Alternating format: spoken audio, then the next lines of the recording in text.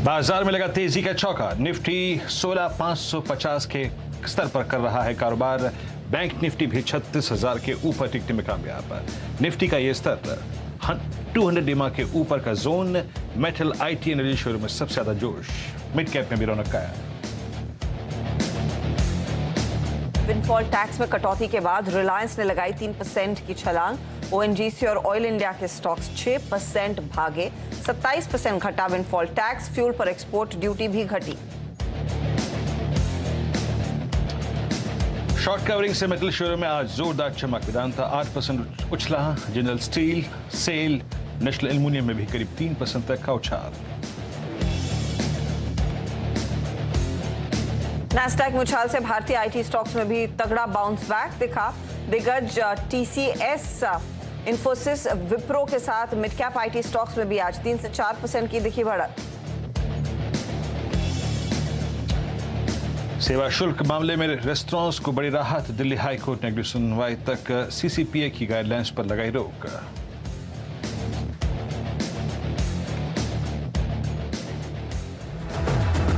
और मारुति की बहुचर्चित एसयूवी ग्रैंड विटारा से उठा पर्दा। सिर्फ 11,000 रुपए का टोकन अमाउंट देकर करा पाएंगे आप बुकिंग।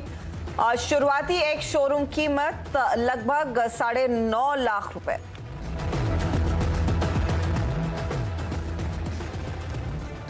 मार्केट में आज जमकर एक्शन देखने को मिला है। ग्लोबल फ्रंट पर तेजी और हमारे लिए जो बड़ी खबर थी वो विंडफॉल टैक्स में जो राहत मिली है उसी के चलते भारतीय बाजारों में एक तगड़ा गैप अप ओपनिंग देखने को मिला। और खास बात यह है कि हम जब 16,500 के ऊपर खुले हैं उन लेवल्स को मेंटेन किया है, स्थिर रहे हैं और तेजी और बढ़ी है। तेजी लगभग 200 अंकों की निफ्टी पर। निफ्टी बैंक में 350 पॉइंट का उछाल है। इनफैक्ट मिड कैप इंडेक्स भी अच्छी खासी बढ़त दिखा रहा था, लेकिन second half of the trade में थोड़ी सी मुनाफा वसूली वहां पर आई है। ईदर वेज मूड खरीदारी का 2:1 का रेशो लगभग इस समय चल रहा है मार्केट में तेजी की तरफ, तेजी के फेवर में। ऐसे में आपकी क्या रणनीति होनी चाहिए, उसी पर डिटेल में बातचीत होगी। कमाई का अड्डा में दिल्ली से मेरे साथ वीरू जुड़ रहे हैं और जो रुझान है वो मजबूती का बना हुआ है। वीरू, काफी दिनों बाद इस तरह की रौनक, इस तरह का ट्रिगर नजर आया और खास बात यह है कि उन गेंस को हम काफी आसानी से होल्ड कर पाए हैं। ये बताइए, इस ट्रेंड को और मजबूत होने के लिए आज क्लोजिंग के लिए कौन सा स्तर अहम है? जी देखिए, Harsh, good afternoon and let's hope for the best कि आज अच्छे ट्रेड्स मिले हमको क्लोजिंग में और एक अच्छे स्विंग वाली क्लोजिंग हुई है। देखिए हर्ष, आपको याद होगा हम लोग 3 दिन से 4 दिन से शुक्रवार से लॉन्ग कैरी कर रहे थे। सोमवार को लॉन्ग करवाया, फिर कैरी किया। मंगलवार काफ़ी अच्छा निकला और उसके बाद अगर आप देखें तो ये बुधवार है। आज सुबह खुलते ही साथ मैंने पहले दोनों ही इंडस्ट्रीज पे प्रॉफिट बुक करवाया था, चाहे वो निफ्टी हो चाहे वो निफ्टी बैंक हो। फर्स्ट इंस्टेंस में मैंने प्रॉफिट बुक करवाया, प्रॉफिट्स को कैश में कन्वर्ट कर लिया। हमारे पास अपसाइड का रूम तय करने के लिए जो डिफरेंशियल था between Nifty and Nifty bank, जैसे कि मैं आपको बता रहा हूँ, निफ्टी जो बैंक है वो अपने 200 डेमा से आप समझ लीजिए हर्षता की करीब 600 पॉइंट ऊपर था और निफ्टी आज खुला था 200 डेमा के जोन में, यानी तय करने के लिए ऊपर का सफर, प्ले करने के लिए डिफरेंशियल निफ्टी में ज्यादा था।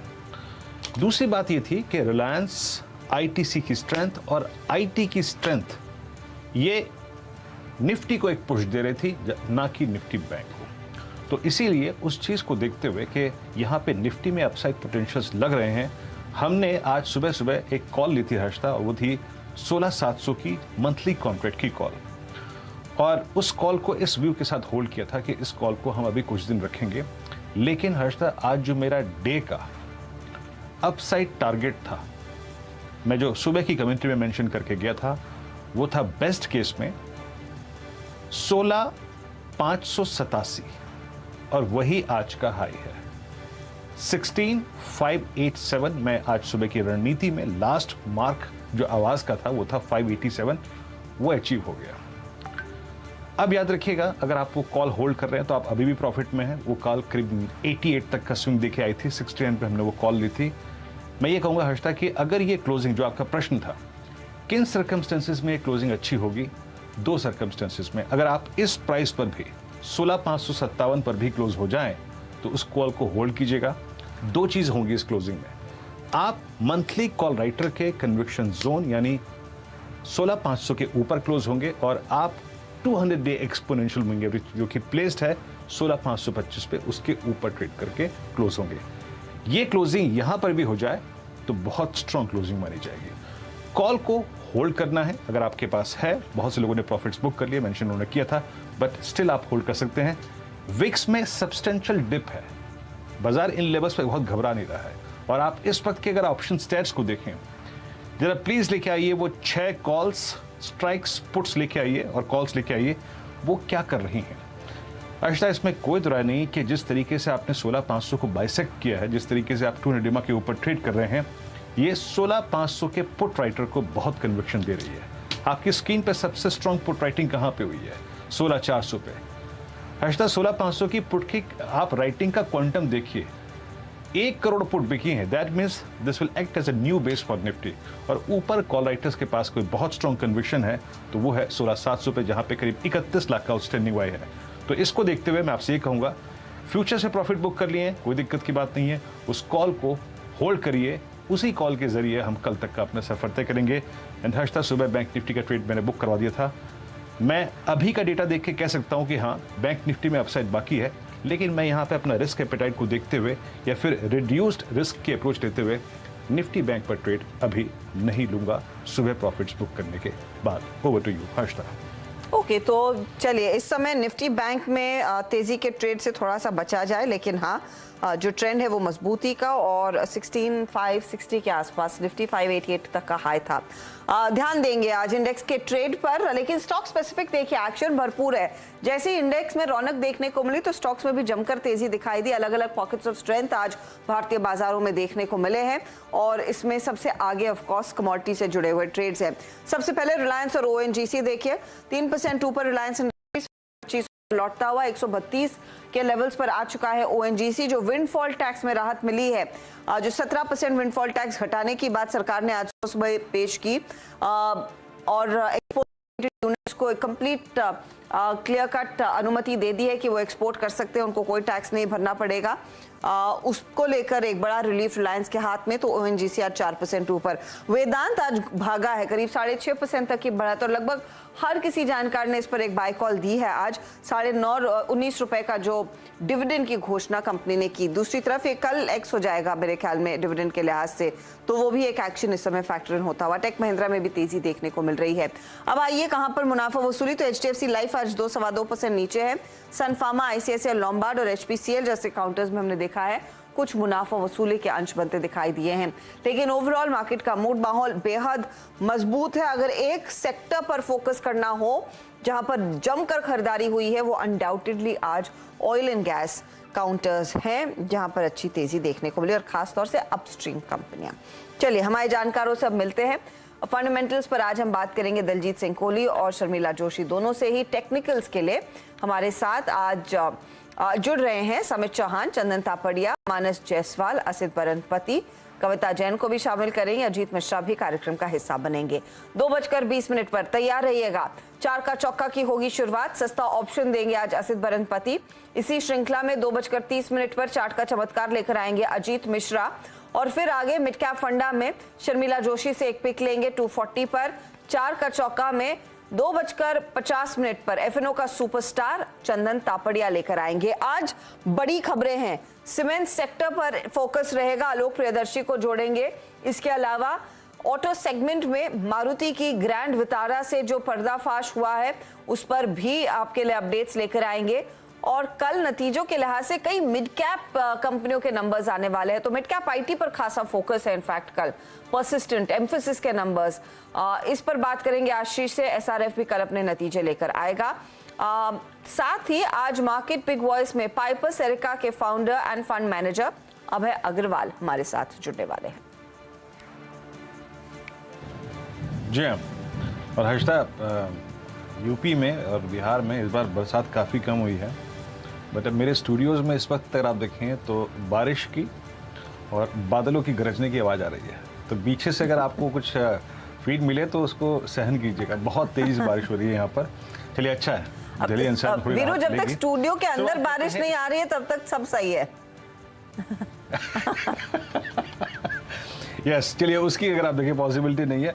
मेरे को अभी पता चला हर्षदा, बस अगर आप देखें काफ़ी बिजली चमक रही है यहाँ पे, तो अब पता चला। खैर तो आज शायद शाम थोड़ी अच्छी गुजरे, आर्द्रता ह्यूमिडिटी थोड़ी सी कम हो जाए। खैर अब एक काम करते हैं, अब पैनल से बातचीत करते हैं। मानस, गुड आफ्टरनून कार्यक्रम में स्वागत है। मानस, आपका कन्विक्शन ट्रेड क्या लेकर आप आगे बढ़ना चाहेंगे? मार्केट्स हायर लेवल को सस्टेन कर रहे हैं। आज की प्रॉपर्टी ये है कि आपने खुलने के बाद भले ही बहुत स्ट्रॉन्ग प्रॉफिट्स ना जनरेट कर रहे हो, बट स्टिल आप हायर लेवल्स को सस्टेन कर रहे हैं। आपकी राय मानस? और ये आज क्या लाइट नहीं है क्या मानस? इमरजेंसी लाइट में बैठे हैं क्या? बिल्कुल वैसी क्लाइमेट है जैसा अभी आपने एक्सप्लेन किया दिल्ली में, वैसे ही लखनऊ में क्लाइमेट है। अभी तक तो बारिश नहीं हुई थी, लेकिन इस टाइम पे थंडरस्टॉर्म हो रहा है, काफी तेज बारिश है और उसी वजह से जो बैकअप है वो चला गया है। लाइट नहीं है, आपको पीछे मेरे बैकग्राउंड लाइट नहीं दिख रही होगी। तो बहुत ही बढ़िया क्लाइमेट है, काफी समय के बाद मेरे ख्याल से पहली बारिश है लखनऊ में। तो जो कन्विक्शन आइडिया है, चलिए इस पहली बारिश की पहली कॉल। तो जो आइडिया है वो आईटी स्पेस से है, और देखिए मॉर्निंग से ही आईटी पे फोकस रहा है। बहुत सारे आईटी स्टॉक चार्ट पे बेहतरीन लग रहे थे, और अब एफएसएल पे ध्यान देना चाहिए। देखिए एफएसएल ने अपने 50 डे मूविंग एवरेज को ब्रीच किया है, कंफर्मेशन दिया है हायर टॉप्स हायर बॉटम्स का। करीब मेरे ख्याल से 6-7 सेशन से स्टॉक कंसोलिडेट हो रहा था, 50 डे मूविंग एवरेज पे रेजिस्टेंस फेस कर रहा था, but finally 50 day moving average breach हो गए हैं। तो मेरा समझना है कि एफएसएल में करंट लेवल्स पे खरीदारी करिए। 107 रुपए के स्टॉप लॉस से कम 120 रुपए तक के टारगेट्स आपको देखने को मिलेंगे। ओके, फर्स्ट सोर्स में आप देखें काफ़ी स्ट्रॉन्ग की स्विंग एक्सपेक्टेशन नज़र आ रही है आपको, और आपकी स्क्रीन पे जरा फर्स्ट सोर्स याद रखिएगा। सुबह हमने स्टॉक को डिस्कस किया था, ये जो आवाज़ का हम आपको एक मीटर दिखाते हैं ना, short covering, long unwinding, short squeeze, उन सब में अगर आप देखें ये मेंशन था। जरा आपके फर्स्ट सोर्स में अगर आप देखें तो एक शॉर्ट स्क्यूज हो रहा है। और स्टॉक देखिए, अजीत मिश्रा भी हमारे साथ जुड़ चुके हैं इस वक्त, और ऐसा ये फर्स्ट सोर्स आपकी स्क्रीन पे 111.40 पे लगभग 6 रुपये 35 पैसे ऊपर ट्रेड करता हुआ। इट्स कंप्लीटली स्शॉर्ट स्क्यूज ट्रेड है। अजीत, गुड आफ्टरनून कार्यक्रम में स्वागत है आपका। अजीत, आपकी अप्रोच मार्केट्स पे और आपने क्या पिक किया इस वक्त? Good afternoon Viren, good afternoon Harshada. तो देखिए वीरेन, जिस तरीके से रिबाउंड आया है, काफी स्ट्रॉन्ग रिकवरी देखने को मिली है। 15,900 से हम देख रहे हैं लगातार मार्केट में एक साइड का मूव।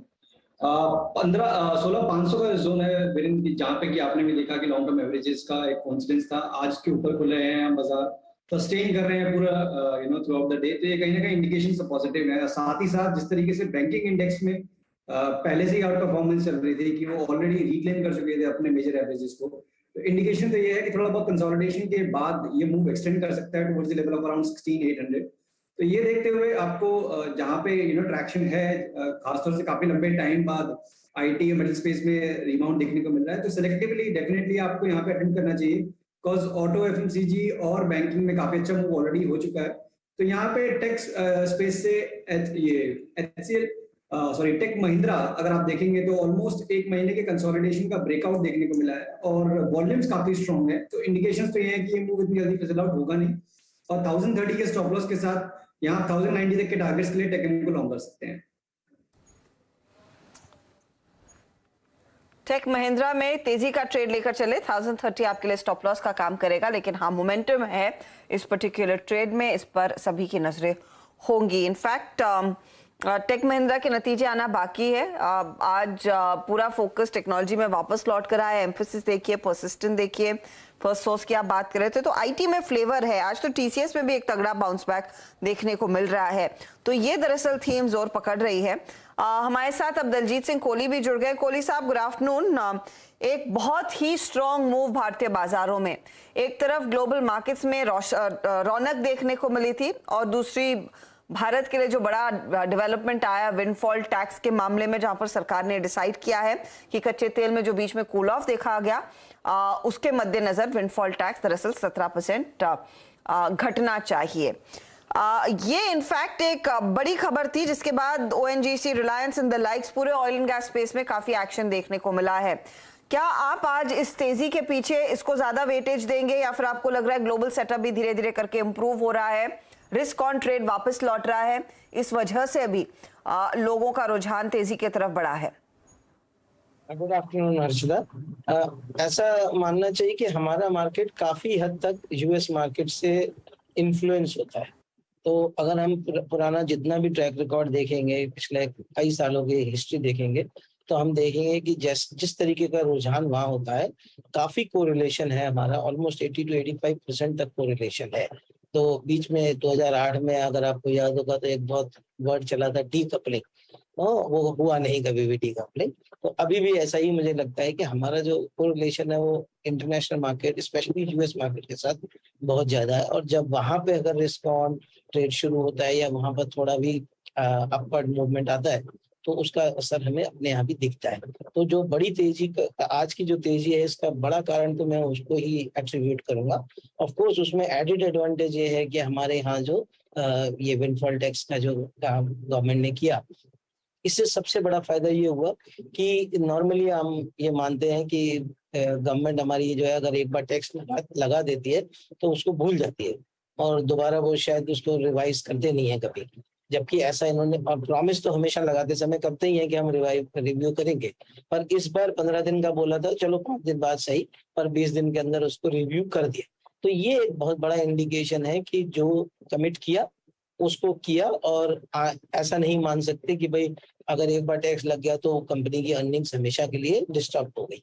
तो आई थिंक वो जो रिलायंस के ऊपर एक बड़ा ओवरहैंग बना हुआ था, और Reliance being the major contributor to the market, उसका एक बड़ा असर जो है वो खत्म हो गया। आई थिंक ओवरहैंग खत्म हुआ, इस वजह से भी ये थोड़ा मार्केट में अप्रूव आया। और हमारा ये मानना है कि अभी ये कहना कि हम लोग आउट ऑफ द वुड्स हो गए और मार्केट पूरा रिवर्सल की तरफ चला गया, ट्रेंड रिवर्स हो गया, यहाँ से अपवर्ड मूव शुरू हो गया, वो थोड़ा जल्दी। क्लियरली लेकिन ग्लोबल और ये वाला फैक्टर एक अप्रिशिएटिव फैक्टर है तेजी की तरफ। ये बताइए फिर आप इन क्या oil and gas players, Reliance की तो आपने बात की, लेकिन ओएनजीसी ऑयल इंडिया लाइक्स में भी की कुछ इन्वेस्टमेंट बढ़ाना चाहेंगे इस समय? नहीं, हम लोग हमारे पोर्टफोलियो में रिलायंस है, और बाकी ये तो कोई भी अपस्ट्रीम, ऑल्दो अपस्ट्रीम कंपनीज के लिए सबके लिए पॉजिटिव है। बीच बीच में हम टैक्टिकल कॉल दे देते हैं ये ओएनजीसी या ऑयल पे, बट इनको इन्वेस्टमेंट के लिए नहीं रखते हैं, क्योंकि सबसे बड़ा कारण यही है कि यहाँ पर जो ओनर है गवर्नमेंट, वो कभी भी अपने मूड्स के हिसाब से काम करते हैं। कोई भी पॉलिसी आ जाती है और उससे वो सारा उनका अर्निंग्स का एस्टिमेशन पूरा का पूरा चेंज हो जाता है, तो उसको हम अवॉइड करते हैं। हमको अगर ऑयल थीम प्ले करना है तो Reliance is the best way to play. इसके जरिए ही ऑयल थीम इस समय दलजीत सिंह कोहली प्ले करने के फेवर में। मानस एक चार्ट चेक दीजिए, क्योंकि सुबह में भी इस पर डिटेल में चर्चा हो रही थी, और ये काउंटर एक बार फिर 2500 के ऊपर, और काफी दफा यही कहा गया है कि जब तक रिलायंस नहीं पार्टिसिपेट करेगा इंडेक्स मझधार में ही रहेगा। अब इसका पार्टिसिपेशन आ गया है। आज के मूव के मद्देनजर बताइए अगली चाल कितनी और मजबूत रहेगी स्टॉक के लिए और साथ ही साथ इंडेक्स के लिए भी? आज का मूव इम्पोर्टेंट इसलिए है कि अगर आप पूरा पिछले करीब 4 to 5 मंथ देख लीजिए तो 2350 पे रिलायंस ने हमेशा एक सपोर्ट, एक बेस बनाया और वहां से रैली देखने को मिली, और इस बार भी करीब 10 सेशन हो गए स्टॉक ने अपने 2350 के सपोर्ट को ब्रीच नहीं किया, और आज फाइनली स्टॉक ने अपने 200 मूविंग एवरेज को रीगेन किया, 100 मूविंग एवरेज के आसपास ट्रेड कर रहा है। पैटर्न को देख के लगता है कि एक meaningful bound back current level से भी आपको देखने को मिलेगा, जिसमें 2650 तक के स्तर देखने को मिलेंगे। तो पोजिशनल बेसिस पे तो 2650 के ही आपको टारगेट सेट करने हैं।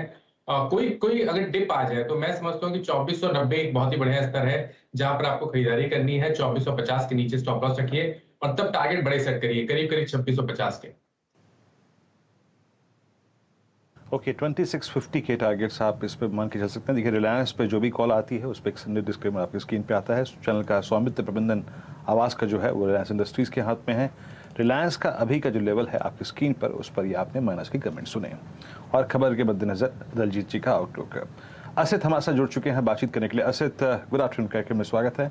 आई होप गुड़गांव में पानी खूब जम के बरस रहा होगा। असित, है यही है, हो रहा है?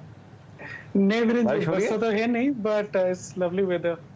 बारिश होने वाला है टाइस, बट हां it's quite cloudy. Delhi NCR का यही है, कहीं शोला कहीं ओला, कहीं गर्मी और कहीं बारिश। ये दिल्ली एनसीआर ऐसे ही होता है। क्या अभी आपकी कॉल क्या है? I think Virendra ji, ICICI general insurance हम देख सकते हैं। आई थिंक ये काफी बिल्टअप शॉर्ट साइड में हुआ है, अराउंड 14% का। मुझे संभव लगता है कि ये अगर 1200 के नीचे जाएगा तो और भी करेक्शन देखने को मिल सकता है। सो कोई भी बाउंस आता है तो 1207-8 के लेवल पे अगर 1200 14 का 15 का स्टॉप लॉस रखेंगे for a target of around 1180 से प्रीएम्प्टिव कॉल। बट इसमें शॉर्ट बिल्टअप काफी ज्यादा हुआ है, मुझे लगता है कि इसमें थोड़ा और करेक्शन हमें देखने को मिल सकता है। इमीडिएटली सेल नहीं करके थोड़ा ऊपर आएगा तभी सेल करना बेटर रहेगा with a stop loss of 1215। Okay, it's a sale call ICICI Lombard. एक काम करते हैं, जरा एक बार चार्ट लेके आइए आपकी स्क्रीन पर। आई मीन ऐसी अर्निंग्स के बाद आई मीन कैंडल रिवर्सल का बनना आई थिंक थोड़ा सरप्राइज करता हुआ। 1209 it's a short call. Meanwhile 16546 पे निफ्टी ट्रेड करता हुआ। निफ्टी बैंक अगर आप देखें 36,056 पे। दलजीत जी, अभी कुछ देर पहले आपने ऑयल एंड गैस स्पेस पे बहुत, अगर आप देखें, अपनी सारी टिप्पणी रखी, मोर और लेस पूरे अगर आप देखें स्पेस को आपने कवर किया। एक्चुअल के नंबर्स के बाद, और आई थिंक कुछ देर पहले अगर आप देखें जो आईटीसी की टिप्पणियाँ आ रही थी out of AGM, I think जो उन्होंने कहा उसमें, हालांकि आईटीसी के संदर्भ में उन्होंने होटल कारोबार के बारे में मेंशन किया कि आय दुगनी हुई है, एबिटा पॉजिटिव हुआ है, और आईटीसी को हमने प्राइस परफॉर्मेंस काफ़ी अच्छी खासी देखी है पिछले 6 महीने में।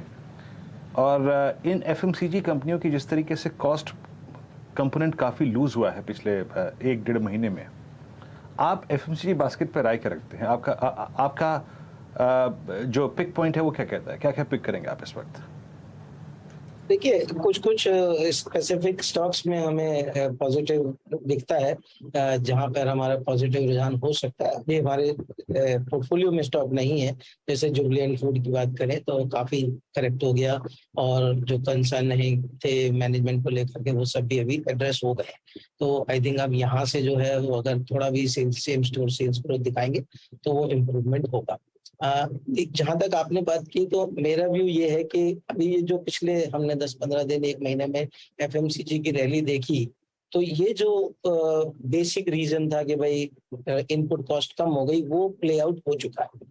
अब उसमें बहुत ज्यादा जस बचा नहीं है, यहाँ पे और ज्यादा जूस नहीं है। उसका रीजन ये है कि जहां एक और प्राइसेस कम हुए हैं, वहां दूसरी ओर, जैसा एचयूएल के मैनेजमेंट ने बहुत साफ बोला कि इन्वेंट्री लॉस भी अगले क्वार्टर में होगा, क्योंकि ये कंपनियां एक तहत फॉर्मूले के हिसाब से अपनी इन्वेंट्री मेंटेन करते हैं। तो ऐसा नहीं है कि आज प्राइस बढ़ गया तो आज ज्यादा खरीद लो, आज घट गया तो कम कर लो, ऐसा कुछ नहीं करते। उनका एक नंबर ऑफ डेज के हिसाब से फिक्स फॉर्मूला रहता है, तो उसमें कभी गेन होगा कभी लॉस होगा। अब Q2 में जो है हमें उसका इम्पैक्ट दिखेगा कि ये जो इन्वेंट्री का जो लॉस होगा, क्योंकि आपके प्राइसेस घट गए, आपने हाई प्राइस इन्वेंट्री ले रखी है। दूसरी चीज हमेशा याद रखनी चाहिए कि हाई इंटरेस्ट रेट सिनेरियो और हाई इन्फ्लेशन में कंजम्पशन जो है वो हिट करती ही है। वो टेम्परेरी शायद ना हिट करी हुई दिख रही हो, लेकिन आने वाले समय में वो हिट करती है। तो इसका मतलब ये है कि अगर आपकी डिस्पोजेबल इनकम घट रही है, आपके पास, आपके हाथ में पैसा कम बच रहा है, तो नेचुरली आप कहीं ना कहीं उस खर्चे को काटेंगे, और वो खर्चा कटत जो है वो कहीं ना कहीं दिखेगी आपके इन कंपनियों के नंबर्स पे।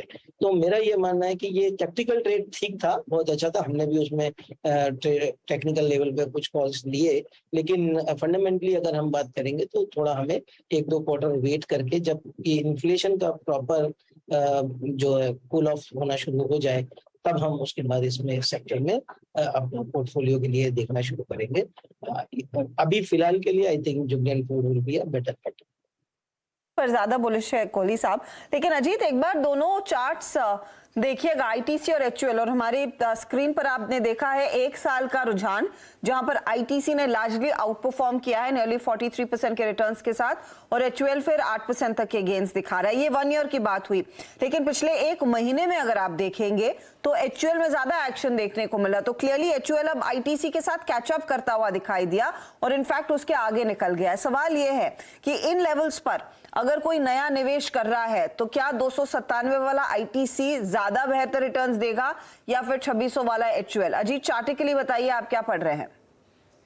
देखिए अर्षदा, सबसे इम्पोर्टेंट चीज, जब इस रिबाउंड की शुरुआत हुई थी तो शुरुआत हुई थी ऑटो सेक्टर से। उसके बाद दूसरा कोई सेक्टर जिसने कंट्रीब्यूट करना शुरू किया वो एफएमसीजी था, और अब ये सेक्टर का जो इंडेक्स अगर आप देखेंगे तो ये अपने रिकॉर्ड हाइज के पास आ चुका है, करीब 7 से 8 महीने के कंसोलिडेशन के बाद। तो जिस तरीके से तेजी दिख रही है इसमें मुझे लगता है कि ये मूव एक्सटेंड होने वाला है, जिस तरीके से हमने ऑटो स्पैक में भी देखा है, और नियर टर्म में हो सकता है कि शायद थोड़ा बहुत कंसोलिडेशन दोनों ही स्टॉक में देखने को मिले। बट जिस तरीके से मोमेंटम अभी एचयूएल में ज्यादा है, मुझे लगता है कि रिजल्ट्स भी आ चुके हैं, तो कोई नेगेटिव सरप्राइजेस की अब कोई उम्मीद रही नहीं है। तो यहाँ पे आपको पोटेंशियल ज्यादा दिखता है कि दोबारा से अपने रिकॉर्ड हाइज को रीटेस्ट करते हुए करीब 27 से 2750 तक के जोन को रीटेस्ट करते हुए आपको दिख सकता है स्टॉक। अब 2500 मेरे हिसाब से काफी एक स्ट्रॉन्ग बेस बन गया है फॉर द शॉर्ट टर्म, तो ये आपका स्टॉप लॉस होना चाहिए। ये फिलहाल आपके लिए एक ट्रेड ज्यादा अट्रैक्टिव HUL, इसी में फोकस कीजिए। 7-7.25% तक की बढ़त पिछले 12 महीनों में, लेकिन आज के लिहाज से अगर एक नया ट्रेड लेना हो तो HUL ही फेवरेबल है वर्सेस एन ITC जो 40% प्लस तक के रिटर्न्स दिखा चुका है। इस बीच सीमेंट कंपनी और सीमेंट कंपनियों के लिए दरअसल एक नेगेटिव खबर है। अलग अलग कंपनियों पर दरअसल कार्टेलाइजेशन का आरोप लगाया जा रहा है और यहाँ पर कंपनियों पर एक बड़ा जुर्माना लग सकता है। ज्यादा डिटेल्स के लिए आलोक प्रियदर्शी हमारे साथ हैं। आलोक, बताइए क्या पकड़ रहे हैं आप? देखिए, जो सीमेंट कंपनियों के कार्टेलाइजेशन के खिलाफ जो CCI की जांच शुरू हुई थी 3 साल पहले, उसका दायरा बढ़कर अब 6 कंपनियों से 20 कंपनियों पर आ चुका है। और जो CNBC आवाज को सूत्रों से जानकारी मिली है कि कंपटीशन कमीशन ऑफ इंडिया की जांच जो है ये कंप्लीट हो चुकी है और तमाम 20 कंपनियों जिसमें ACC, UltraTech, Dalmia, Shree cement, Nuvoco Vistas और अंबुजा सीमेंट हैं, इन तमाम कंपनियों को और साथ ही साथ 20 कंपनियां जिसमें शामिल हैं उनको CCI ने उनका पक्ष रखने के लिए 1 महीने का नोटिस दिया है और 1 महीने के अंदर उनका जवाब मिलने के बाद CCI की तरफ से पेनल्टी की रकम तय की जाएगी। और जो हमें सूत्रों से जानकारी मिल रही है कि जो रकम हो सकती है वो टर्नओवर का 10% या फिर जो प्रॉफिट का 3 गुना हो सकता है। तो CCI की तरफ से इतना भारी भरकम जुर्माना लगाने की तैयारी है, बशर्ते कि जो कंपनियां अपना जवाब, अपना पक्ष अगर CCI को देती हैं, अगर वो संतोषजनक नहीं पाया जाता तो।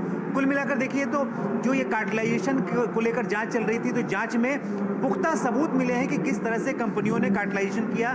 खासतौर से ये जानकारी मिली है कि व्हाट्सएप और ईमेल के जरिए तमाम कंपनियां जो आपस में कॉम्पिटिटर कंपनियां हैं एक दूसरे के संपर्क में रहती थी और और कंपटीशन होने के बावजूद भी आपस में मिलजुल कर प्राइस तय करती थी। खासतौर से ईस्टर्न और साउथर्न रीजन में ये बहुत ही रैम्पटेंट देखने को मिला है। तो इन तमाम जांच जो हुई है, जांच के आधार पर अब कंपनियों को जवाब मांगा गया है और जवाब मिलने के बाद भारी भरकम जो जुर्माने की रकम है वो तय करके उसका ऑर्डर निकाला जाएगा।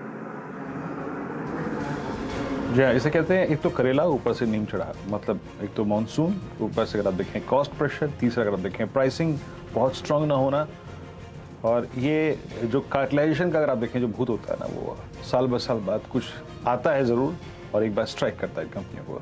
दलजीत जी, खबर आपने सुनी और आपका एक प्रथम दृष्टांत यहाँ पर जो आउटलुक है इन कंपनियों पे क्या है? आई मीन ये पहली बार नहीं हुआ, ये इतिहास में कई बार हुआ है। बिल्कुल सही कहा आपने कि ये पहले कई बार इस तरीके के हम सुन चुके हैं, CCI द्वारा ये एक्शन लिया जाएगा, but it is very difficult to prove कि ऐसा कुछ हुआ है। जैसे आप ये बता रहे थे आपके कलीग की कुछ व्हाट्सएप वगैरह के थ्रू वो प्रूव करने की कोशिश करेंगे। हो सकता है अब टेक्नोलॉजी ज्यादा आ गई है तो उनके हाथ में सबूत भी आ सकते हैं, बट मुझे लगता है कि इस खबर के बेसिस पे कोई बहुत बड़ा डिसीजन नहीं लेना चाहिए। ओवरऑल हाँ, अभी सीमेंट सेक्टर इटसेल्फ काफी परेशानी से गुजर रहा है क्योंकि डिमांड कम है, सीमेंट की प्राइसिंग बढ़ नहीं रही, इनपुट कॉस्ट बहुत ज्यादा बढ़ी हुई है। तो ये जो स्टेबलाइज होने में अगले 1-2 क्वार्टर और लगेंगे। कोक के प्राइसेस, ट्रांसपोर्टेशन के प्राइसेस, ये सब अगले 1-2 क्वार्टर में घटेंगे।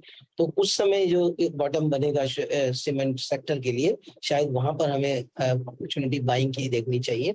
और जितना नेगेटिव न्यूज बॉटम के ऊपर आएगी उतना अच्छा है क्योंकि आपको फिर आगे चल के बहुत बड़ा उसमें गेन मिलेगा। तो लॉन्गर टर्म पर्सपेक्टिव के हिसाब से 2-3-5 साल का व्यू लेंगे तो बहुत अच्छा है, लेकिन अभी क्योंकि पता है कि अगले 2 क्वार्टर ऐसे खराब आने, तो वेट करेंगे।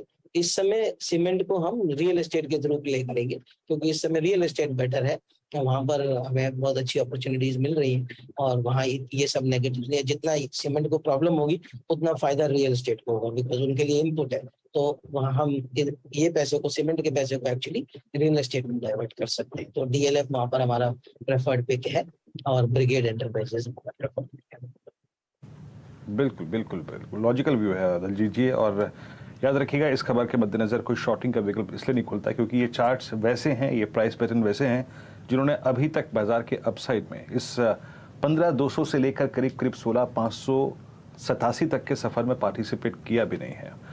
बट न्यूट्रल व्यू है यहाँ पे अगर आप देखें दलजीत जी का। एक काम करते हैं, यहाँ से विषय को चेंज करते हैं और रुख करते हैं हमारा खास सेगमेंट आज का चार का चौका, और इस क्रम में आज का सस्ता ऑप्शन असित जी के सौजन्य से आएगा। असित बताइए क्या पिक किया है? मुझे थोड़ा टाइम दीजिए, I am still looking at it. Asit आपका trade. Just give me 2 minutes Virendra ji, I am just finding out this thing. Okay. वैसे गाना बजाना पूरा हो गया था तो आपको तैयार रखनी चाहिए थी। खैर कोई बात नहीं, टेक योर टाइम, 2 मिनट का आप वक्त लीजिए, उसके बाद आपके पास आते हैं। मानस, आपके पास कोई ऑप्शन है इस बीच में अगर आप कोट करना चाहें कोई? देखिए, जब से ज्यादा जो स्ट्रेंथ है उसमें तो कोई डाउट नहीं कि वहां वो आईटी में ही लग रही है, और मैं समझता हूँ कि एलटीटीएस पे ध्यान देना चाहिए। देखिए, एलटीटीएस के पैटर्न को अगर आप समझिए तो एक बॉटम फॉर्मेशन ऑलरेडी हो चुका है, हाई टॉप्स हायर बॉटम बनने लगे हैं। स्टॉक एक रेजिस्टेंस, छोटा सा रेजिस्टेंस फेस कर रहा है 50 डे मूविंग एवरेज पे, बट पैटर्न और वॉल्यूम को देख के लगता है कि 50 डे मूविंग एवरेज इस बार एलटीटीएस बिल्कुल ब्रेक करेगा और आई थिंक 3600 रुपए की तरफ जाने की कोशिश करेगा। तो यहाँ पर एक ऑप्शन ट्रेड लेना चाहिए एलटीटीएस का, जो at the money call option है वहां पर ध्यान देंगे। 3350 का कॉल ऑप्शन पे आपको एलटीटीएस पर खरीदारी करनी है। 80 रुपए के भाव चल रहे हैं, करंट लेवल्स पे खरीदारी करिए 40 रुपए के स्टॉप लॉस से। ऊपर की तरफ 150 से लेकर 170 रुपए तक के भाव आपको एलटीटीएस के 3350 के कॉल ऑप्शन देखने को मिल सकते हैं। 3350 का कॉल, ये फिलहाल L&T टेक सर्विसेज की बात हो रही है, लेकर चले 80 पर ट्रेड कर रहा है, 150 160 तक के लेवल, तो लगभग डबल होने के चांसेस यहाँ पर है, डबल से ज्यादा भी मिल सकता है क्योंकि ऊपरी लेवल पर 170 की बात भी कही है मानस ने। वो आपके सामने देखिए अच्छे खासे एक्शन में। सेंचुरी प्लाई के नंबर्स इस बीच आए तो स्टॉक 4% ऊपर है। फटाफट मैं नंबर्स पढ़ देती हूँ। मुनाफा 31% से बढ़कर 92 करोड़ पर आया है, ये तो स्ट्रॉन्ग आंकड़ा है। साथ ही साथ अगर आप देखें यहाँ पर आय में भी अच्छी खासी वृद्धि हुई है, 458 करोड़ से बढ़कर 889 करोड़ का आंकड़ा, तो 4-4.25% तक का इजाफा इधर बनता दिखाई दे रहा है। अजीत, चार्टिकली देखेंगे एबिटा लेवल पर भी काफी इंप्रूवमेंट है, एबिटा इनफैक्ट डबल होता हुआ दिखाई दिया है।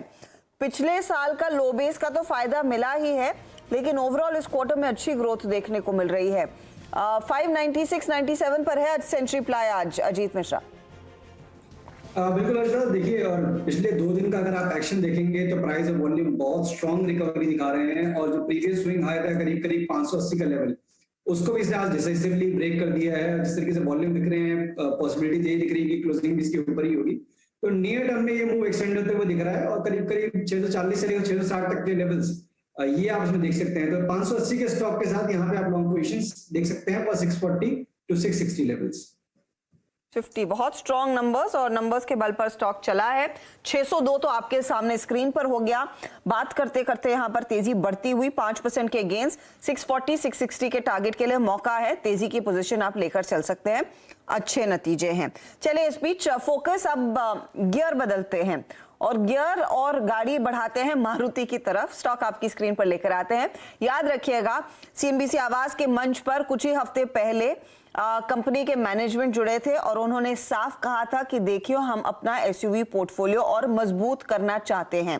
उन्होंने ये भी मेंशन किया था कि टोयोटा के साथ इन्होंने करार किया है, उस श्रृंखला में कुछ लॉन्चेस आएंगे, उसी में से एक लॉन्च पर दरअसल पर्दा उठा है। गाड़ी फाइनली मार्केट में बाद में लॉन्च की जाएगी, लेकिन आज आप कह सकते हैं मुंह दिखाई हुई है सुजुकी ग्रैंड विटारा की। दीपाली वहां पर मौजूद है, उन्होंने गाड़ी देख ली है। दीपाली, एक तो SUV मार्केट में मारुति हर कुछ कोशिश करेगा पियर्स को अच्छा मुकाबला देने के लिए। जो गाड़ी आपके पीछे है ग्रैंड विटारा, कैसी लग रही है? और साथ ही बताइए ये टोयोटा वाला जो मॉडल आएगा उसको लेकर कितना एक्शन देखने को मिल रहा है ऑन ग्राउंड, जब आप अपने पियर्स से बात करती हैं, दूसरे ऑटो के जानकारों से बात करती हैं? जो टोयोटा वाला एंगल है वो ही सबसे इम्पॉर्टेंट है इस प्रोडक्ट में। हालांकि आज अनवील हुआ है, हम एक्सपेक्ट कर रहे थे कि अगस्त में लॉन्च होगा, लेकिन थोड़ी देर पहले हमने शशांक श्रीवास्तव से बातचीत की, उन्होंने कहा सितंबर फर्स्ट वीक के आसपास इसका वो लॉन्च करेंगे। अब इम्पॉर्टेंट ये है कि ये गाड़ी आप ऐसे देख सकते हैं कि मारुति सुजुकी के SUV पोर्टफोलियो में सबसे महंगी गाड़ी होने वाली है। ये फ्लैगशिप प्रोडक्ट होगा कंपनी के पोर्टफोलियो में, और कंपनी इस पर काफ़ी स्ट्रांगली बेट भी कर रही है। इंपॉर्टेंट ये है कि जो अभी गाड़ियाँ हैं मारुति की, उससे काफ़ी डिफरेंट ये आपको दिखाई देगी टेक्नोलॉजी के मामले में, इंजन के मामले में और लुक्स के मामले में भी। लुक्स इनफैक्ट आपके आपके सामने है। कंपनी ने इसके लुक्स बाकी मॉडल्स के मुकाबले काफ़ी डिफर किए हैं, फिर चाहे वो इसके फ्रंट ग्रिल हो, मल्टी स्लॉट इसके LED हेडलैम्प से क्यों ना हो। फीचर्स अगर आप देखेंगे तो इस गाड़ी में कंपनी ने काफ़ी एडवांस फीचर्स दिए हैं, जिसमें वेंटिलेटेड सीट्स है, डिजिटल ड्राइवर इंस्ट्रूमेंट क्लस्टर दिया है, हेड्स अप डिस्प्ले दिया है। तो फीचर्स पर कंपनी ने काफ़ी कामकाज किया है, एम्बियंट लाइटिंग जैसे फीचर भी दिए। तो कोशिश की है मारुति ने कि एक फ्यूल एफिशिएंट गाड़ी, एक रफ टफ गाड़ी, प्लस जिसमें फीचर्स के साथ भी कस्टमर कॉम्प्रोमाइज ना करे। अब इम्पॉर्टेंट ये है कि ये ऐसे सेगमेंट में एंटर कर रही है जो कि बहुत ही कॉम्पिटिटिव सेगमेंट है, जिसमें ऑलरेडी क्रेटा और सेल्टोस जैसी गाड़ियों का दबदबा है। तो सवाल यही है कि क्या ये उन गाड़ियों को टक्कर दे पाएगी। तो आंसर होगा कि हो सकता है कि उन गाड़ियों के लिए चुनौती क्रिएट करे। उसके पीछे दो इंपॉर्टेंट कारण है, क्योंकि इसमें कंज्यूमर्स को ढेर सारे ऑप्शंस मिलेंगे पावर ट्रेन्स के मामले में और गियर बॉक्स के मामले में। आपको 5 स्पीड मैनुअल भी मिलेगा, आपको CVT गियर बॉक्स भी मिलेगा, आपको 6 स्पीड ऑटोमेटिक गियर बॉक्स भी मिलेगा। इंजन इसका सबसे इंपॉर्टेंट पार्ट है, वो मैं बता दूं। 2 इंजन चॉइसेस आपको इसमें मिलेंगी। एक तो होगा 1.5 लीटर का मल्टी जेट डुअल इंजन, जो कि आपको ब्रीजा में भी मिलता है, अर्टिगा में भी मिलता है। लेकिन जो दूसरा इंजन है वो बहुत इंपॉर्टेंट है, वो है टोयोटा का 1.5 लीटर का एटकिंसन साइकिल इंजन। और इस इंजन के साथ कंपनी इलेक्ट्रिक मोटर भी प्लेस करेगी। तो यानी 2 पावर ट्रेन्स होंगी, एक माइल्ड हाइब्रिड, एक स्ट्रॉन्ग हाइब्रिड। स्ट्रॉन्ग हाइब्रिड में आपको मोटर मिलेगा जिसमें ओनली EV मोड भी होगा, यानी कुछ किलोमीटर्स तक एट सर्टन स्पीड्स गाड़ी सिर्फ EV मोटर पर भी चल सकेगी। तो ये बहुत इंपॉर्टेंट है। और इसकी जो मैन्युफैक्चरिंग हो रही है वो टोयोटा के प्लांट से ही होगी। आपको बता दें, हाल ही में जो हाई राइडर से टोयोटा ने पर्दा उठाया है, आप उसी का ये मारुति वाला रूप देख सकते हैं। तो इसके इंजन स्पेसिफिकेशन, व्हील बेस, उसमें कोई बदलाव नहीं है। बदलाव अगर दिखेगा हाई राइडर के मुकाबले तो इसके लुक्स में दिखाई देगा। अच्छा दीपाली, फिर इंपॉर्टेंट सवाल ये है कि जो टोयोटा वाला अगर इंजन कोई चूज करता है उसकी प्राइसिंग क्या होगी? प्राइसिंग लॉन्च पे रिवील होंगी हर्षदा, लेकिन मैं 2 इंपॉर्टेंट बातें यहाँ पर बता दूं। एक्सपेक्टेशंस ये है कि जो ब्रीजा वाला इंजन होगा उसकी कीमत 9 साढ़े 9 लाख के आसपास शुरू हो सकती है, लेकिन जो टोयोटा वाला इंजन होगा उसकी प्राइस रेंज 17-18 लाख तक भी हो सकती है। तो ये एक ऐसी गाड़ी मिलेगी आपको मारुति के पोर्टफोलियो में जिसकी प्राइस रेंज बहुत वेरीड होगी, शायद 9 लाख से शुरू होकर ये 22, 23, 24 लाख तक भी जाती हुई दिखे, डिपेंडिंग कि आप कौन सा वेरिएंट चुन रहे हैं। तो एग्जैक्ट प्राइसिंग नहीं पता है, लेकिन अंदाजा जरूर है, क्योंकि वही इंजन वाली गाड़ी की पर ज्यादा नजर है। एक और मैं बता दूं, जो पुरानी विटारा थी जो सबसे पहले 2007 में लॉन्च हुई थी, उसका इंजन तो काफी बड़ा था, परफॉर्मेंस बहुत अच्छी थी, लेकिन एक जगह जहां वो गाड़ी मात खा रही थी वो थी उसका माइलेज, क्योंकि उसकी माइलेज नहीं थी और कीमत बहुत ज्यादा थी। जो लास्ट प्राइस था 2015 में विटारा का, वो 24 लाख का था, 10-11 से ऊपर का माइलेज नहीं मिलता था। कंपनी क्लेम कर रही है कि इसमें ब्रीजा वाले इंजन में आपको 21 किलोमीटर प्रति लीटर का माइलेज मिलेगा, और जो टोयोटा का हाइब्रिड इंजन होगा उसमें आपको 27 से 28 किलोमीटर प्रति लीटर का माइलेज मिलेगा। तो जो माइलेज का इशू है वो ओवरकम करने की पूरी कोशिश कर रहा है कंपनी इस प्रोडक्ट के साथ। दीपाली, मेरे एक प्रश्न का जवाब दीजिएगा। इसका व्हील बेस, टायर साइज और बूट साइज, बूट स्पेस कितना है? मतलब एक आदमी वो जो कि मारुति की पोर्टफोलियो में अब तक जो गाड़ियां थी उसको लेके पहाड़ पे, माउंटेन पे ना जा सकता हो पूरा सामान भर के, क्या वो इस गाड़ी को प्रेफर कर सकता है क्या? अगर मैं 1500 सीसी के इंजन में भी जाऊं तो मारुति वाले के साथ। दोनों इंजन ही 1500 सीसी के हैं, सिर्फ टेक्नोलॉजी अलग है, एक मारुति की टेक्नोलॉजी, एक टोयोटा की टेक्नोलॉजी है।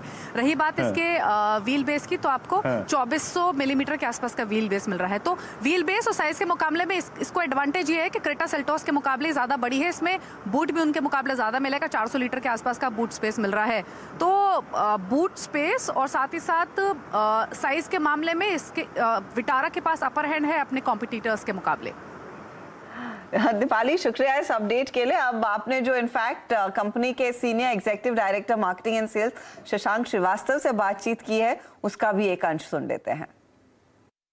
सबसे ज्यादा डिमांड किस गाड़ी की है अभी और सबसे ज्यादा वेटिंग किस गाड़ी पर है? डिमांड तो देखिए, अगर आप टॉप 4 व्हीकल्स देखें तो उसमें 4 गाड़ी में वैगनआर, स्विफ्ट, बलिनो और ऑल्टो है। ये सबसे ज़्यादा जो वॉल्यूम करती हैं इस पूरे साल में भी। एक पहली जो तिमाही जो आपकी Q1 गया इस साल में भी और पिछले साल भी। और वेटिंग हालांकि सबसे ज़्यादा इस समय अर्टिगा की है, क्योंकि अर्टिगा में हमारी करीब 1 लाख के ऊपर पेंडिंग CNG? नहीं, दोनों CNG में ज़्यादा है वेटिंग, आप सही बोल रहे हैं, सही फरमा रही हैं। लेकिन अर्टिगा में हमारी 1 लाख से ज़्यादा बुकिंग है, और हमारा वहाँ पे जो वॉल्यूम हम करते हैं करीब 12-13 हज़ार गाड़ी करते हैं, तो उस लिहाज से तो काफ़ी वेटिंग है। सो कॉल्ड इन्फ्लेशन या फिर इंटरेस्ट रेट जो बढ़ रहे हैं, अगस्त पॉलिसी में फिर से एक्सपेक्टेशंस है हाइक होगा, कुछ डिमांड पर इम्पैक्ट दिख रहा है? जी देखिए, बहुत अहम सवाल है आपका, और हमने इसको एक फ्लैग किया हुआ है जो हम जिस पैरामीटर को मॉनिटर कर रहे हैं। इस समय क्या है कि चूँकि इंडस्ट्री में बुकिंग्स काफ़ी सारी हैं, तो जो शॉर्ट टर्म फ्लक्चुएशंस होते हैं वो डिमांड के वो अब्जॉर्ब हो जाते हैं। लेकिन जब प्रोडक्शन बढ़ेगा, जब सेमीकंडक्टर का इशू और बेहतर हो जाएगा, तो मुझे लगता है उस समय हमें जो रियल डिमांड है वो उसका आगाज़ होगा, पता चलेगा। मुझे लगता है कि ये एक फैक्टर, क्योंकि ऑटो का जो सेल का जो वॉल्यूम होते हैं, they are hugely dependent on the economy. तो ऐसी कोई फैक्टर जो इकोनॉमी को ओवरऑल अफेक्ट करेंगे, तो इकोनॉमी की चाल पर दरअसल ऑटो डिमांड निर्भर है, ये हम सब जानते हैं, और उम्मीद तो यही है कि यहाँ पर आगे और स्लो डाउन ना मिले, इनफैक्ट पिकअप देखने को मिले। कोहली साहब, आपने इनफैक्ट डिटेल्स सुने दीपाली के जुबानी की ग्रैंड विटारा को लेकर, और बहुत ही वाइड रेंज, और मुझे तो ज्यादा एक्साइटमेंट वो टोयोटा के साथ के करार का लग रहा है कि वो किस तरह का इम्पैक्ट क्रिएट कर सकता है मार्केट में। भाई क्विकली बताइए, मारुति पर आपकी एनालिसिस क्या है? हमारा बहुत पॉजिटिव व्यू है, मारुति हमारा पोर्टफोलियो का पार्ट भी है, और ऑटो पूरे सेक्टर पे हमारा एक्चुअली इस समय काफी पॉजिटिव व्यू है। इनफैक्ट अभी रिसेंटली 2-3 दिन पहले हमने आइशर मोटर को भी अपने पोर्टफोलियो में जोड़ा है। तो टाटा मोटर्स, मारुति, आइशर मोटर तीनों हमारे पोर्टफोलियो में है। अलग अलग सेगमेंट्स के हिसाब से हम लोग खेल रहे हैं। तो हमारा मानना है कि 2018 के बाद अब जो है ये 4-5 साल का जो मंदी का दौर इस सेक्टर ने देखा है, वो काफी उसके जितने भी नेगेटिव्स थे वो बिहाइंड द सीन हो गए, और यहाँ ये वाला साल, आने वाला साल और आगे काफी अच्छा इंप्रूवमेंट इस सेक्टर में होगा। एक डिस्क्लोजर दे दूं कि हमने बहुत सारे स्टॉक्स की बात करी है इस इंटरेक्शन में, ये सब हमारे रिकमेंडेड स्टॉक्स हैं, पोर्टफोलियो क्लाइंट्स के पास होंगे। मेरे पर्सनल पोर्टफोलियो में कोई भी स्टॉक नहीं। डिस्क्लोजर के लिए भी लेकिन हाँ, मारुति टॉपिक्स में शामिल है इस समय, ऑटो को लेकर बुलिश है कोहली साहब। चलिए अब ट्रेड्स पर वापस आते हैं। आसित, थोड़ा और समय लेकर एक बहुत ही दमदार trade I am sure identify करके बैठे हैं सस्ता ऑप्शन के तौर पर, और फिर अजीत मिश्रा के पास भी चलेंगे जो देंगे चार्ट का चमत्कार। अजीत, आप भी तैयार रहिएगा। आसित, लेकिन पहले बताइए सस्ता option. I think Harshada ji, ICICI bank को देखा जा सकता है। आई थिंक आज भी इसमें ज्यादा मोमेंटम हुआ नहीं है, बट स्टिल इसमें अगर डिफरेंस टाइप देखेंगे 780 एंड 770, उसके नीचे काफी सारे कॉल अनवाइंडिंग हुए हैं। मुझे लगता है कि 790 तक ये डेफिनेटली मूव कर सकता है। 780 में भी अच्छा खासा पुट एडिशन हुआ है आज में। मेरे हिसाब से 780 का हम कॉल ले सकते हैं, जो कि अभी 14 रुपए में चल रहा है। आई थिंक इसको स्टॉप लॉस रखेंगे अराउंड 11 रुपीज, 10 रुपीज में स्टॉप लॉस रखेंगे for a target of around 20-25 के रेंज में। मुझे लगता है कि ICICI bank is just taking a pause and it will have it's momentum in coming days time. So ICICI bank is long. इसी महीने का मैं कॉल के बारे में बात कर रहा हूँ and have taken the ATM, क्योंकि थोड़ा डिके होने के चांसेस है अगर आउट ऑफ द मनी जाएंगे। सो आईसीआईसीआई बैंक का 780 का कॉल हम बाय कर सकते हैं। ओके, आईसीआईसीआई बैंक का 780 का कॉल, और लॉजिक देखिए बहुत स्ट्रांग है, यहाँ पर स्ट्रांग है आईसीआईसीआई बैंक, स्ट्रेंथ है।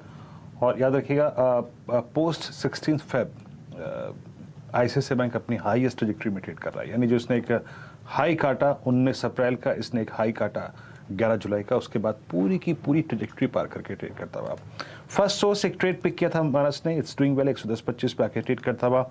और कुछ अगर आप ट्रेड्स को देखें जिन्होंने काफ़ी स्ट्रॉन्ग स्विंग दिया है, उसमें एयू स्मॉल फाइनेंस बैंक। देखिए अभी एयू स्मॉल फाइनेंस बैंक का मैं जिक्र इसलिए कर रहा हूँ क्योंकि आज से 2 दिन पहले हमने ठीक इसी पैटर्न के आधार पर पकड़ा था बंधन बैंक को।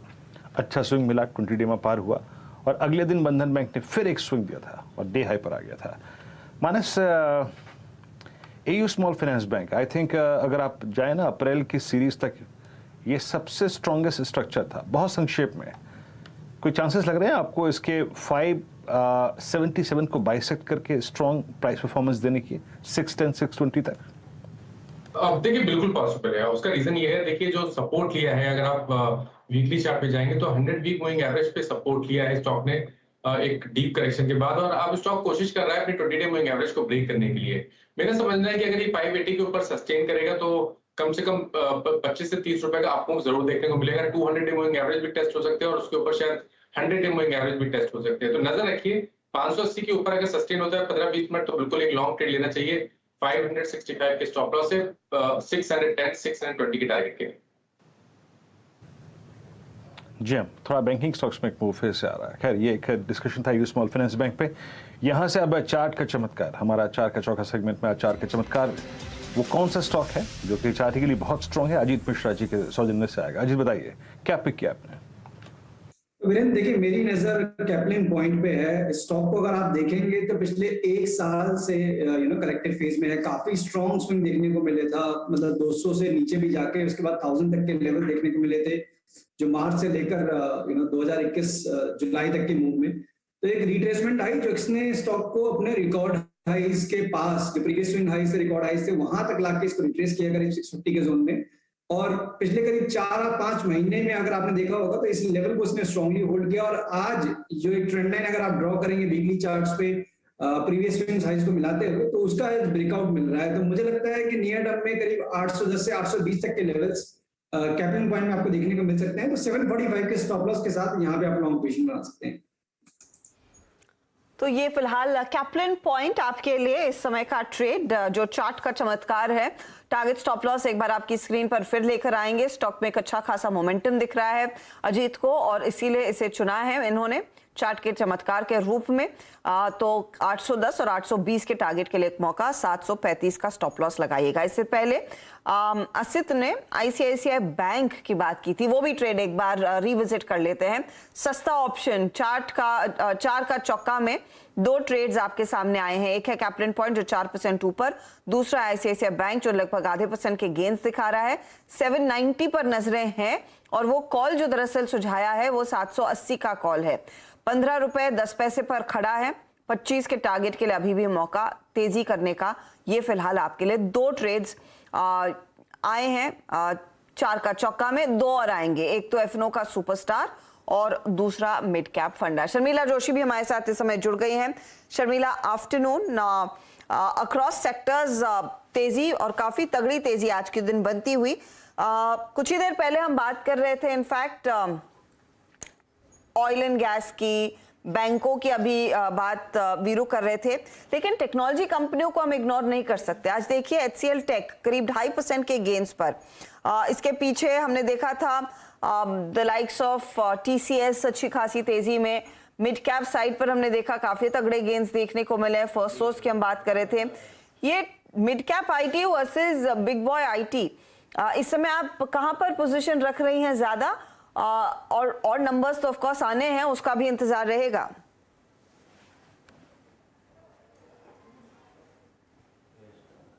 जब अर्निंग्स सीजन रहता है तो वो एक इम्पोर्टेंट फैक्टर हो जाता है। और and I think the second reason why I want to be stock specific is कि जैसे कि हमने देखा था कि whether it was mid cap IT और लार्ज कैप IT, उनका जो PE वैल्यूएशन उनको मिल रहा था एक समझे 8-9 महीने पहले, वो बहुत ऊपर के लेवल पे चला गया था। तो जो PE का सॉर्ट ऑफ रैशनलाइजेशन करेक्शन है, जो कुछ है वो काफी स्टॉक्स में हमने होते हुए देखा है। सो आई डोंट थिंक कि whether it is large cap और मिड कैप हम ये उम्मीद कर सकते हैं कि पहले जो वैल्यूएशन मिल रहा था उस पर वो स्टॉक चला जाएगा। तो what you need to do is कि स्टॉक को ये प्राइस पर आपको इवैल्यूएट करना पड़ेगा on the basis of number, और ये एक्सपेक्टेशन कि आगे चलकर इनके नंबर्स किस तरह से रह सकते हैं। So once you get a sense of that, तो आप बेटर पोजीशन में होंगे कि आपको कौन से स्टॉक में इन्वेस्ट करना है। फॉर इंस्टेंस जब टाटा एलेक्सी और LTI के नंबर्स आए तो obviously I think Tata Elxsi एक फेवरेट स्टॉक रहा ही है मेरा काफी लंबे समय से। लेकिन LTI के नतीजों के बाद मुझे ये ऐसे लगा कि शायद यहाँ से इस कंपनी के लिए इम्प्रूव हो सकती है। So given the stock price point that it was at, वो मेरे लिए एक रिकमेंडेशन बन गया था। So that fortunately has played out well in this last week. But even if it correct, I think वो मेरा व्यू कांस्टेंट रहेगा कि LTI में एक बाइंग स्ट्रेटेजी हो सकती है। So I think you have to be stock specific. और अभी जैसे कि हम सभी जानते हैं ये संडे हमें इन्फोसिस के नतीजे सुनने मिलेंगे। So with that जो सब बेल वेदर है, जो बड़े आपके स्टॉक्स है उनके सबके नतीजे आ जाएंगे, तो वो उससे भी एक मूड सेट होगा। But on the basis of numbers so far, I've liked HCL Tech and I've liked LTI. LTI दोनों पर नजरें। इनफैक्ट कुछ और नंबर्स आगे आएंगे, परसिस्टेंट और एम्फेसिस का इंतजार रहेगा। कल ये नतीजे आने वाले हैं और आशीष हमारे साथ स्टूडियो में जुड़ भी गए हैं, इसी की बात करते हैं। आशीष बताइए क्या एक्सपेक्ट कर रहा है मार्केट इन दोनों कंपनियों से? ओके, दोनों मिड कैप आईटीज फोकस में। पहले एम्फेसिस की बात कर लेते हैं। साल के हाईज थे इसके 3660 के, तो वहां से ये स्टॉक ऑलमोस्ट 40% करेक्ट होकर कामकाज करता हुआ। अब क्या एक्सपेक्टेड है? क्यू ऑन क्यू हम एक्सपेक्ट कर रहे हैं रुपए में आए 3.5% का जंप, मार्जिन करीब 20 बेसिस पॉइंट्स गिरेंगे, तो फ्लैटिश मार्जिन होंगे और मुनाफे में भी 2% के आसपास का ही उछाल देखने को मिलेगा। अब इस तरह का थोड़ा सा म्यूटेड परफॉर्मेंस क्यों? थोड़ा सा वॉच आउट करने की जरूरत होगी कि इनका जो मॉर्गेज बिजनेस है वो इंपैक्ट होगा राइजिंग रेट हाइक्स के, ब्याज दरें बढ़ने के सिनेरियो में। इनके साथ दिक्कत थी कि इनका जो बैंकिंग फाइनेंशियल सर्विसेज का वर्टिकल है वो 50% से ज्यादा रेवेन्यू उस कंपनी के लेकर आता है, 53-54% के आसपास। और दूसरी चीज, इस कंपनी ने गाइड कर रखा है इस साल FY23 के लिए 15.25 से 17% की मार्जिन, और इस समय हम जो एक्सपेक्ट कर रहे हैं मार्जिन उस बैंड से स्लिप होगी 15% के आसपास Q1 के मार्जिन आने। तो क्या वो बैंड पे जस के तस बने रहते हैं या नहीं, उसको भी आप वॉच आउट करिएगा।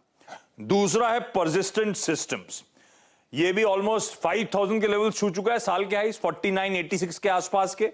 ये स्टॉक वहां से 30% आज भी करेक्टेड आपको नजर आएगा। क्या एक्सपेक्टेड है इसकी? भाई डॉलर आए 10% क्यू ऑन क्यू बढ़ेगी।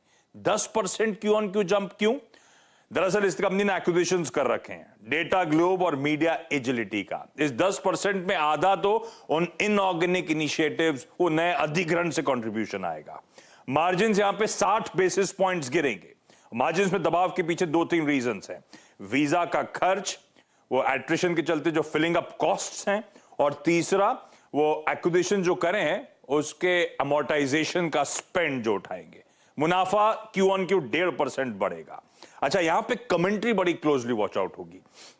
मैनेजमेंट ने लास्ट टाइम क्या कहा था कि अच्छी ऑर्डर बुक है, फेयरली गुड ऑर्डर बुक है, और वो बुलिश है FY23 के प्रोस्पेक्ट्स के लिए, और ये मोमेंटम अगर कंटिन्यू हुआ तो हम 20 से 25% ग्रोथ FY23 में एक्सपेक्ट कर रहे हैं। क्या ये कमेंट्री जस की तस बनी रहती है या नहीं? थोड़े से चेंजिंग डायनामिक्स के बीच में वो वॉच आउट करने की जरूरत है। जी, तो परसिस्टेंट सिस्टम के संदर्भ में नंबर्स के एक्सपेक्टेशन आपने आशीष से समझे। आशीष अभी आप बने रहिएगा, आपसे SRF का जायजा भी लेंगे, केमिकल का लोचा भी समझेंगे, लेकिन उससे पहले एक काम करें, वक्त हो चुका है मिड कैप फंडा का, जरा वो निपटा लें अपना जरा एक बार। शर्मिला जी के सौजन्य से आज मिड कैप फंडा आएगा। शर्मिला जी बताइए क्या पिक किया है आपने? I am going with amber enterprises. जैसे कि सभी जानते ही है कि AC सेल्स किस तरह से रहा है, और उसका फायदा हम देख रहे हैं कि किस तरह से वो पूरे सेक्टर में मोमेंटम लौटा है, whether is Blue Star, whether is Voltas, whether is Amber Enterprise. Now why I prefer Amber Enterprise over Blue Star और वोल्टास इज कि एक तो उनका जो बिजनेस मॉडल है that's an asset light business model, और जिस तरह से उनका एक बिजनेस प्लान वर्कआउट होते हुए दिखा है वो मुझे काफी पसंद आ रहा है। और उसके साथ साथ स्टॉक में काफी करेक्शन भी हुआ था when all the mid caps corrected, तो अभी वैल्यूएशन भी उसका काफी एवरेज वैल्यूएशन पर आ गया है। So I think this is a very attractive entry point for a long-term investor in Amber Enterprises. Amber enterprises आपके स्क्रीन पे जरा प्लीज एक बार चार्ट लिखाइएगा। डे 42 रुपये ऊपर इस वक्त डे हाई की ट्रेजेक्टरी मार्केट ट्रेड करता हुआ, और इस चार्ट में टेक्निकल पर्सपेक्टिव से अगर मैं देखूं तो करीब ये आज स्टॉक एक ज़माने बाद, मतलब 16 मई के बाद पहली बार विद स्ट्रॉन्ग वॉल्यूम्स, अपने आप समझ लीजिएगा कि आई थिंक वॉल्यूम्स, यस 4 दिन से इसमें वॉल्यूम्स बहुत स्ट्रॉन्ग हैं, और लास्ट 10 डे के एवरेज के अप्रॉक्सीमेटली ट्वाइस हैं ये वॉल्यूम्स। और आज ये स्टॉक अपने 50 डे एक्सपोनेंशियल स्विंग एवरेज को 11 मई के बाद स्ट्राइक करता हुआ, तो यस एक अच्छा स्विंग इस स्टॉक में आता हुआ। खैर अब बात करेंगे जरा मेरा एंटरप्राइजेस वक्त का, आप देखें मिड कैप फंडा है। आशीष एक बार फिर से बात करेंगे, और SRF के नंबर्स कैसे रहेंगे उस पर बात करते हैं। देखिए SRF एक ऐसा स्टॉक है, एक क्वार्टरली अर्निंग्स में अगर आप देखें बहुत अच्छे नंबर्स होते हैं तो ये पूरे 3 महीने परफॉर्म करता है, और अगर आप खराब अर्निंग्स हैं तो ये पूरे के पूरे 3 महीने आपको डाउन स्विंग देगा। ये ऐसा स्टॉक है, अर्निंग्स पे कम से कम नहीं तो अगर आप देखें तो ये 3 सीरीज रिएक्ट करता है। आशीष एक बेस तो है हमारे पास, पर नंबर्स की एक्सपेक्टेशन कैसी है इस बार? क्या एक्सपेक्ट करें सर से? बिल्कुल ठीक है, और साल के हाई से एक्चुअली 15-20% ज्यादा करेक्ट भी नहीं हुआ, एक बढ़िया बेस में है। और जो नंबर्स हैं वीरू अच्छे एक्सपेक्टेड है, एक्सपेक्टेशंस आपके सामने प्रेजेंट करता हूं। Q1 में साल दर साल ये नंबर्स स्क्रीन्स पर हैं। दोनों डिविजन जो हैं, फ्लोरोकेमिकल्स की या फिर इसका जो स्पेशलिटी केमिकल्स का कारोबार है, एक्सपेक्टेड है कि दोनों तरफ एक बढ़िया डिमांड एनवायरनमेंट देखने को मिलेगा और उसका फलस्वरूप आय साल दर साल 23% का जंप, उसके सामने EBITDA 43% का जंप दिखाएगा।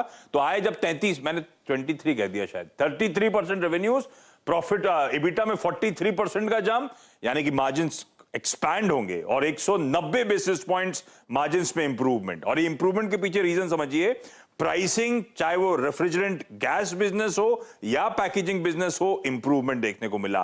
प्लस वो जो प्रोडक्ट मिक्स है उसका भी फायदा आपको मार्जिन्स में देखने को मिलेगा और इसीलिए मुनाफा 50% से ज्यादा का उछाल, 52% के आसपास का jump year on year deliver करेगा। तो SRF रेंज में फंसा हुआ और नंबर्स एटलीस्ट एक्सपेक्टेड है कि दोनों डिविजन अच्छा परफॉर्म करके देंगी।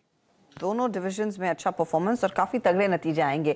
स्टॉक हालांकि आज थोड़ा सा शांत है। शुक्रिया आशीष इस अपडेट के लिए। इनफैक्ट केमिकल स्टॉक्स में कुछ और अपडेट्स भी निकल कर आ रहे हैं, उस पर भी बात करेंगे। समित ये SRF लेकिन एकदम शांत है, क्या कोई ट्रेड अटेम्प्ट करने की कोशिश करेंगे आप प्री रिजल्ट्स, या फिर नतीजे देखे और वो दमदार साबित हुए तो तब एक लॉन्ग का मौका?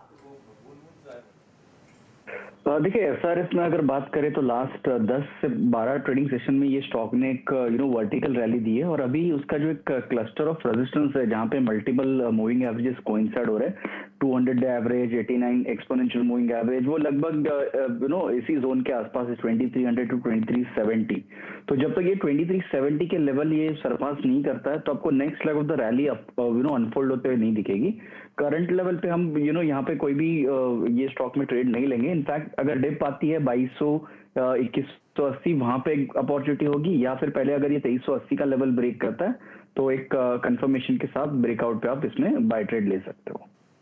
के ऊपर शायद एक मौका मिले इस स्पेस में बात तेजी की करने का, उससे पहले नहीं। अब नंबर्स आएंगे तो शायद वो मौका मिलेगा। उसी के कगार पर आकर खड़ा है ये, वैसे 2299 तक के लेवल, लेकिन पार करने दीजिए उस लेवल को। अच्छा, लक्ष्मी ऑर्गेनिक स्क्रीन पर लाइएगा। 9.5% की तेजी आपको दिखाई देगी इस स्टॉक में। जुबलेंट इनग्रेविया आज थोड़ा सा हल्का है, लेकिन यहाँ पर भी डेवलपमेंट ऐसे उभर कर आ रहे हैं कि ये दोनों ही स्टॉक्स फेवरेबल स्थिति में रहेंगे। शर्मिला, इस पर आपका कोई इनपुट है तो दीजिएगा। दरअसल एक हम रिपोर्ट पढ़ रहे थे कि सेंट्रम ने थोड़ा सा एक चैनल चेक किया और उस चैनल चेक में ये निकल कर आया कि एसिटिक एसिड और एथेनॉल के जो स्प्रेड्स हैं वो तेजी से घटे हैं। तो जो acetic acid versus and ethanol के स्प्रेड्स में मंथ ऑन मंथ 46% तक का डिक्लाइन देखने को मिला है और ये हाई से अगर आप देखें तो 58% तक का करेक्शन दिखा चुके हैं। और बेसिकली दोनों ही बड़े रॉ मटेरियल्स होते हैं, एक तो लक्ष्मी ऑर्गेनिक्स के लिए और एसिटिक एसिड एक की रॉ मटेरियल है जुबलेंट के लिए। तो शायद यही वजह है। आज का चार्ट दिखाइए लक्ष्मी का। आज इसमें 9% तक की तेजी देखने को मिल रही है। क्या यहाँ पर आपको एक अपॉर्चुनिटी दिख रही है इस डेवलपमेंट के बेसिस पर, या फिर जो होना था वो स्टॉक प्राइस में फैक्टर इन है? No, it's not factored in. मेरे हिसाब से ये एक काफी पॉजिटिव डेवलपमेंट है और उसके साथ साथ आई थिंक अगर आप स्टॉक जो लेवल पे है इन टर्म्स ऑफ वैल्यूएशन वो भी काफी अट्रैक्टिव लगता है। सो यस, आई थिंक आप लाइक बिकॉज इट्स 9% आप तो थोड़ा ऐसा लगता है कि शायद 1-2 दिन जाने दे और उसके बाद इसको देखिए फिर लॉन्ग टर्म इन्वेस्टर। लेकिन definitely I think Lakshmi organic को एंड आई थिंक जुबिलेंट इनग्रेविया दोनों को आप लॉन्ग टर्म के हिसाब से देख सकते हैं। लॉन्ग टर्म के लिहाज से पिक किया जा सकता है। मानस, चार्टिकली कोई प्रेफरेंस? जुबलेंट इनग्रेविया की बात की, वहां पर ही मेरा वो रहेगा, रिकमेंडेशन रहेगा। उसका रीजन ये है, देखिए एक बेस ऑलरेडी 420 के आसपास स्टॉक ने बना लिया है। जो 520-530 का एक रेजिस्टेंस जोन था, स्टॉक ने उसको ब्रीच किया है, 200 मूविंग एवरेज के ऊपर निकला है। आई थिंक बिल्कुल करंट लेवल्स पे खरीदारी करनी चाहिए। कोई टिप मिले तो 530 एक बहुत ही बढ़िया स्तर होगा जहां पर आप स्टॉक को अक्यूमुलेट कर सकते हैं। 505 के नीचे आपको स्टॉप लॉस सकते हैं, लेकिन ऊपर की तरफ टारगेट की अगर हम बात करें तो आई थिंक जो मिनिमम टारगेट हैं वो आते हैं टेक्निकली 585 रुपए के। उसके ऊपर आपको शायद 620 तक के स्तर भी देखने को मिलेंगे। तो डिप पे खरीदारी करने की राय रहेगी 505 के स्टॉप लॉस के साथ। ओके जुबिन इंगे भी आपकी स्क्रीन पे 551 के जोन में ट्रेड करता हुआ ₹2.5 ऊपर इस वक्त आपकी स्क्रीन पे 0.5% का इजाफा यहाँ पे है। लेकिन अब एक काम करते हैं, यहाँ पे चंदन थापड़िया जो कि इंक्लूड करते हैं इस चर्चा में, और चंदन जी से मार्केट आउटलुक बाद में लेंगे इस क्लोजिंग पे, और आई थिंक अगर इन लेवल्स पे क्लोजिंग होती है तो प्रोस्पेक्टिव क्या है सब पे करेंगे बात। लेकिन पहले चंदन, कार्यक्रम में आपका स्वागत है एफएनओ सुपरस्टार के साथ। बताइए क्या पिक किया आपने? बिल्कुल वीरू, सबसे पहले नमस्कार। और काफी शानदार मोमेंटम मार्केट में देखने को मिला है। ओवरऑल हमारा मानना है कि निफ्टी 16,666 तक के मोमेंटम दिखाएगा। तो ट्रेडिंग आइडियाज की बात करें तो वीरू, बिटन डाउन नेम में आज शॉर्ट कवरिंग देखने को मिल रही है। ऑटो, एफएमसीजी, बैंक्स में तो हम पॉजिटिव है, बट हमारा मानना है सिलेक्टिव आईटी कंपनी यहाँ पे अच्छा करते हुए नजर आएगी। तो आईटी में आप देखोगे एलटीटीएस, एलटीआई, एचसीएल टेक, इन सब में मोमेंटम है। और डिक्सन टेक्नोलॉजी सबसे स्ट्रॉन्गेस्ट काउंटर यहाँ पे बना हुआ है। डिक्सन के चार्ट को आप देखोगे तो यहाँ पे कप एंड हैंडल फॉर्मेशन बना है, और लगभग 55 दिनों के कंसोलिडेशन के बाद 3,950 के ऊपर और 3,900 के ऊपर काउंटर होल्ड करने के लिए तैयार हो रहा है। इनफैक्ट आज के दिन का जो मूवमेंट है वो रिसेंट के स्विंग हाई को सरपास कर रहा है। तो डिक्सन टेक्नोलॉजी पे हम खरीदारी की सलाह देंगे। मौजूदा लेवल 3,940, 3,950 पे खरीदारी की सलाह रहेगी। 3,850 के स्टॉप लॉस रहेंगे। ऊपर में आपको लगभग 4150 से 4200 तक के टारगेट डिक्सन में बनने चाहिए। तो डिक्सन में मोमेंटम है, शॉर्ट कवरिंग के मूव बनेंगे। आईटी के मोमेंटम के साथ में इस काउंटर में अप मूव बनना चाहिए। सुपरस्टार डिक्सन टेक्नोलॉजीज, इस पर ध्यान दीजिएगा। इनफैक्ट असीम हमारे सहयोगी दोपहर में वो अपडेट भी दे रहे थे कि ये जो डॉलर के सामने रुपया इतना कमजोर हुआ है, तो ये डिक्सन एंड द लाइक्स जो टेलीकॉम इक्विपमेंट मैन्युफैक्चरर्स हैं उनके लिए एक बहुत ही ऑपर्चुन स्थिति पेश कर देते हैं, क्योंकि ये 5G स्पेक्ट्रम के लिए कंपनियों को बाहर से इक्विपमेंट लाने की जरूरत होगी, 5G के लिए अलग से इक्विपमेंट की जरूरत होगी, और शायद इंडियन प्लेयर्स को ज्यादा प्रेफरेंस मिले उस लिहाज से, क्योंकि ऑफ कोर्स बाहर से लाएंगे तो ज्यादा महंगा पड़ेगा। उस लिहाज से भी डिक्सन जैसे ट्रेड्स पर फोकस रखा जा सकता है। चलिए अब एक ब्रॉडर पर्सपेक्टिव मार्केट पर फिर आपके लिए लेकर आते हैं। हमारे साथ पाइपर्स एरिका के फाउंडर अभय अग्रवाल जुड़ गए हैं। अग्रवाल साहब, स्वागत है आपका सीएनबीसी आवाज पर। एक बहुत ही शानदार सत्र जहां पर खरीदारी चौतरफा है। आपका भी आउटलुक मार्केट पर क्या और बुलिश हो गया है, और क्या आप अपने क्लाइंट्स को सुझा रहे हैं कि ऑल हैंड्स डाउन खरीदारी करना शुरू करें? हमारा काफी समय से यही एडवाइस है अपने क्लाइंट्स को कि ये जो मार्केट की साइकिल है इनको प्रेडिक्ट कर पाना बड़ा मुश्किल है। तो ये जो शार्प करेक्शन हुआ पिछले 2 महीने में, हमारा एडवाइस तब भी वही था कि इसमें अपॉर्चुनिटीज भी हैं, क्योंकि इतने डीप करेक्शन में काफी अच्छी कंपनीज के वैल्यूएशंस भी कम हो जाते हैं।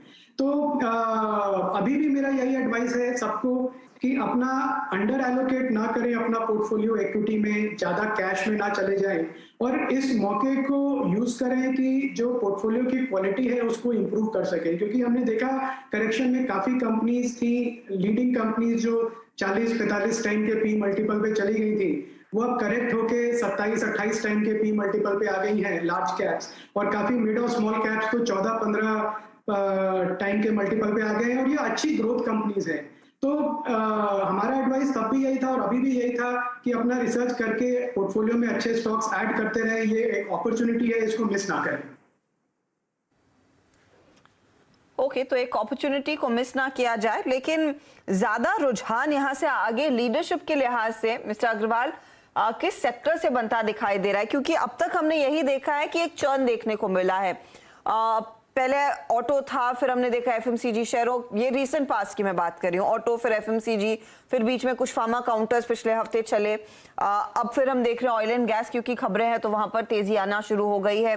यहाँ से आगे अगर आपने एक फ्रेश पर्सपेक्टिव लेना हो, किस सेक्टर पर ज्यादा आप रुझान रखेंगे तेजी का? कहाँ पर आपको लग रहा है लीडरशिप आएगी?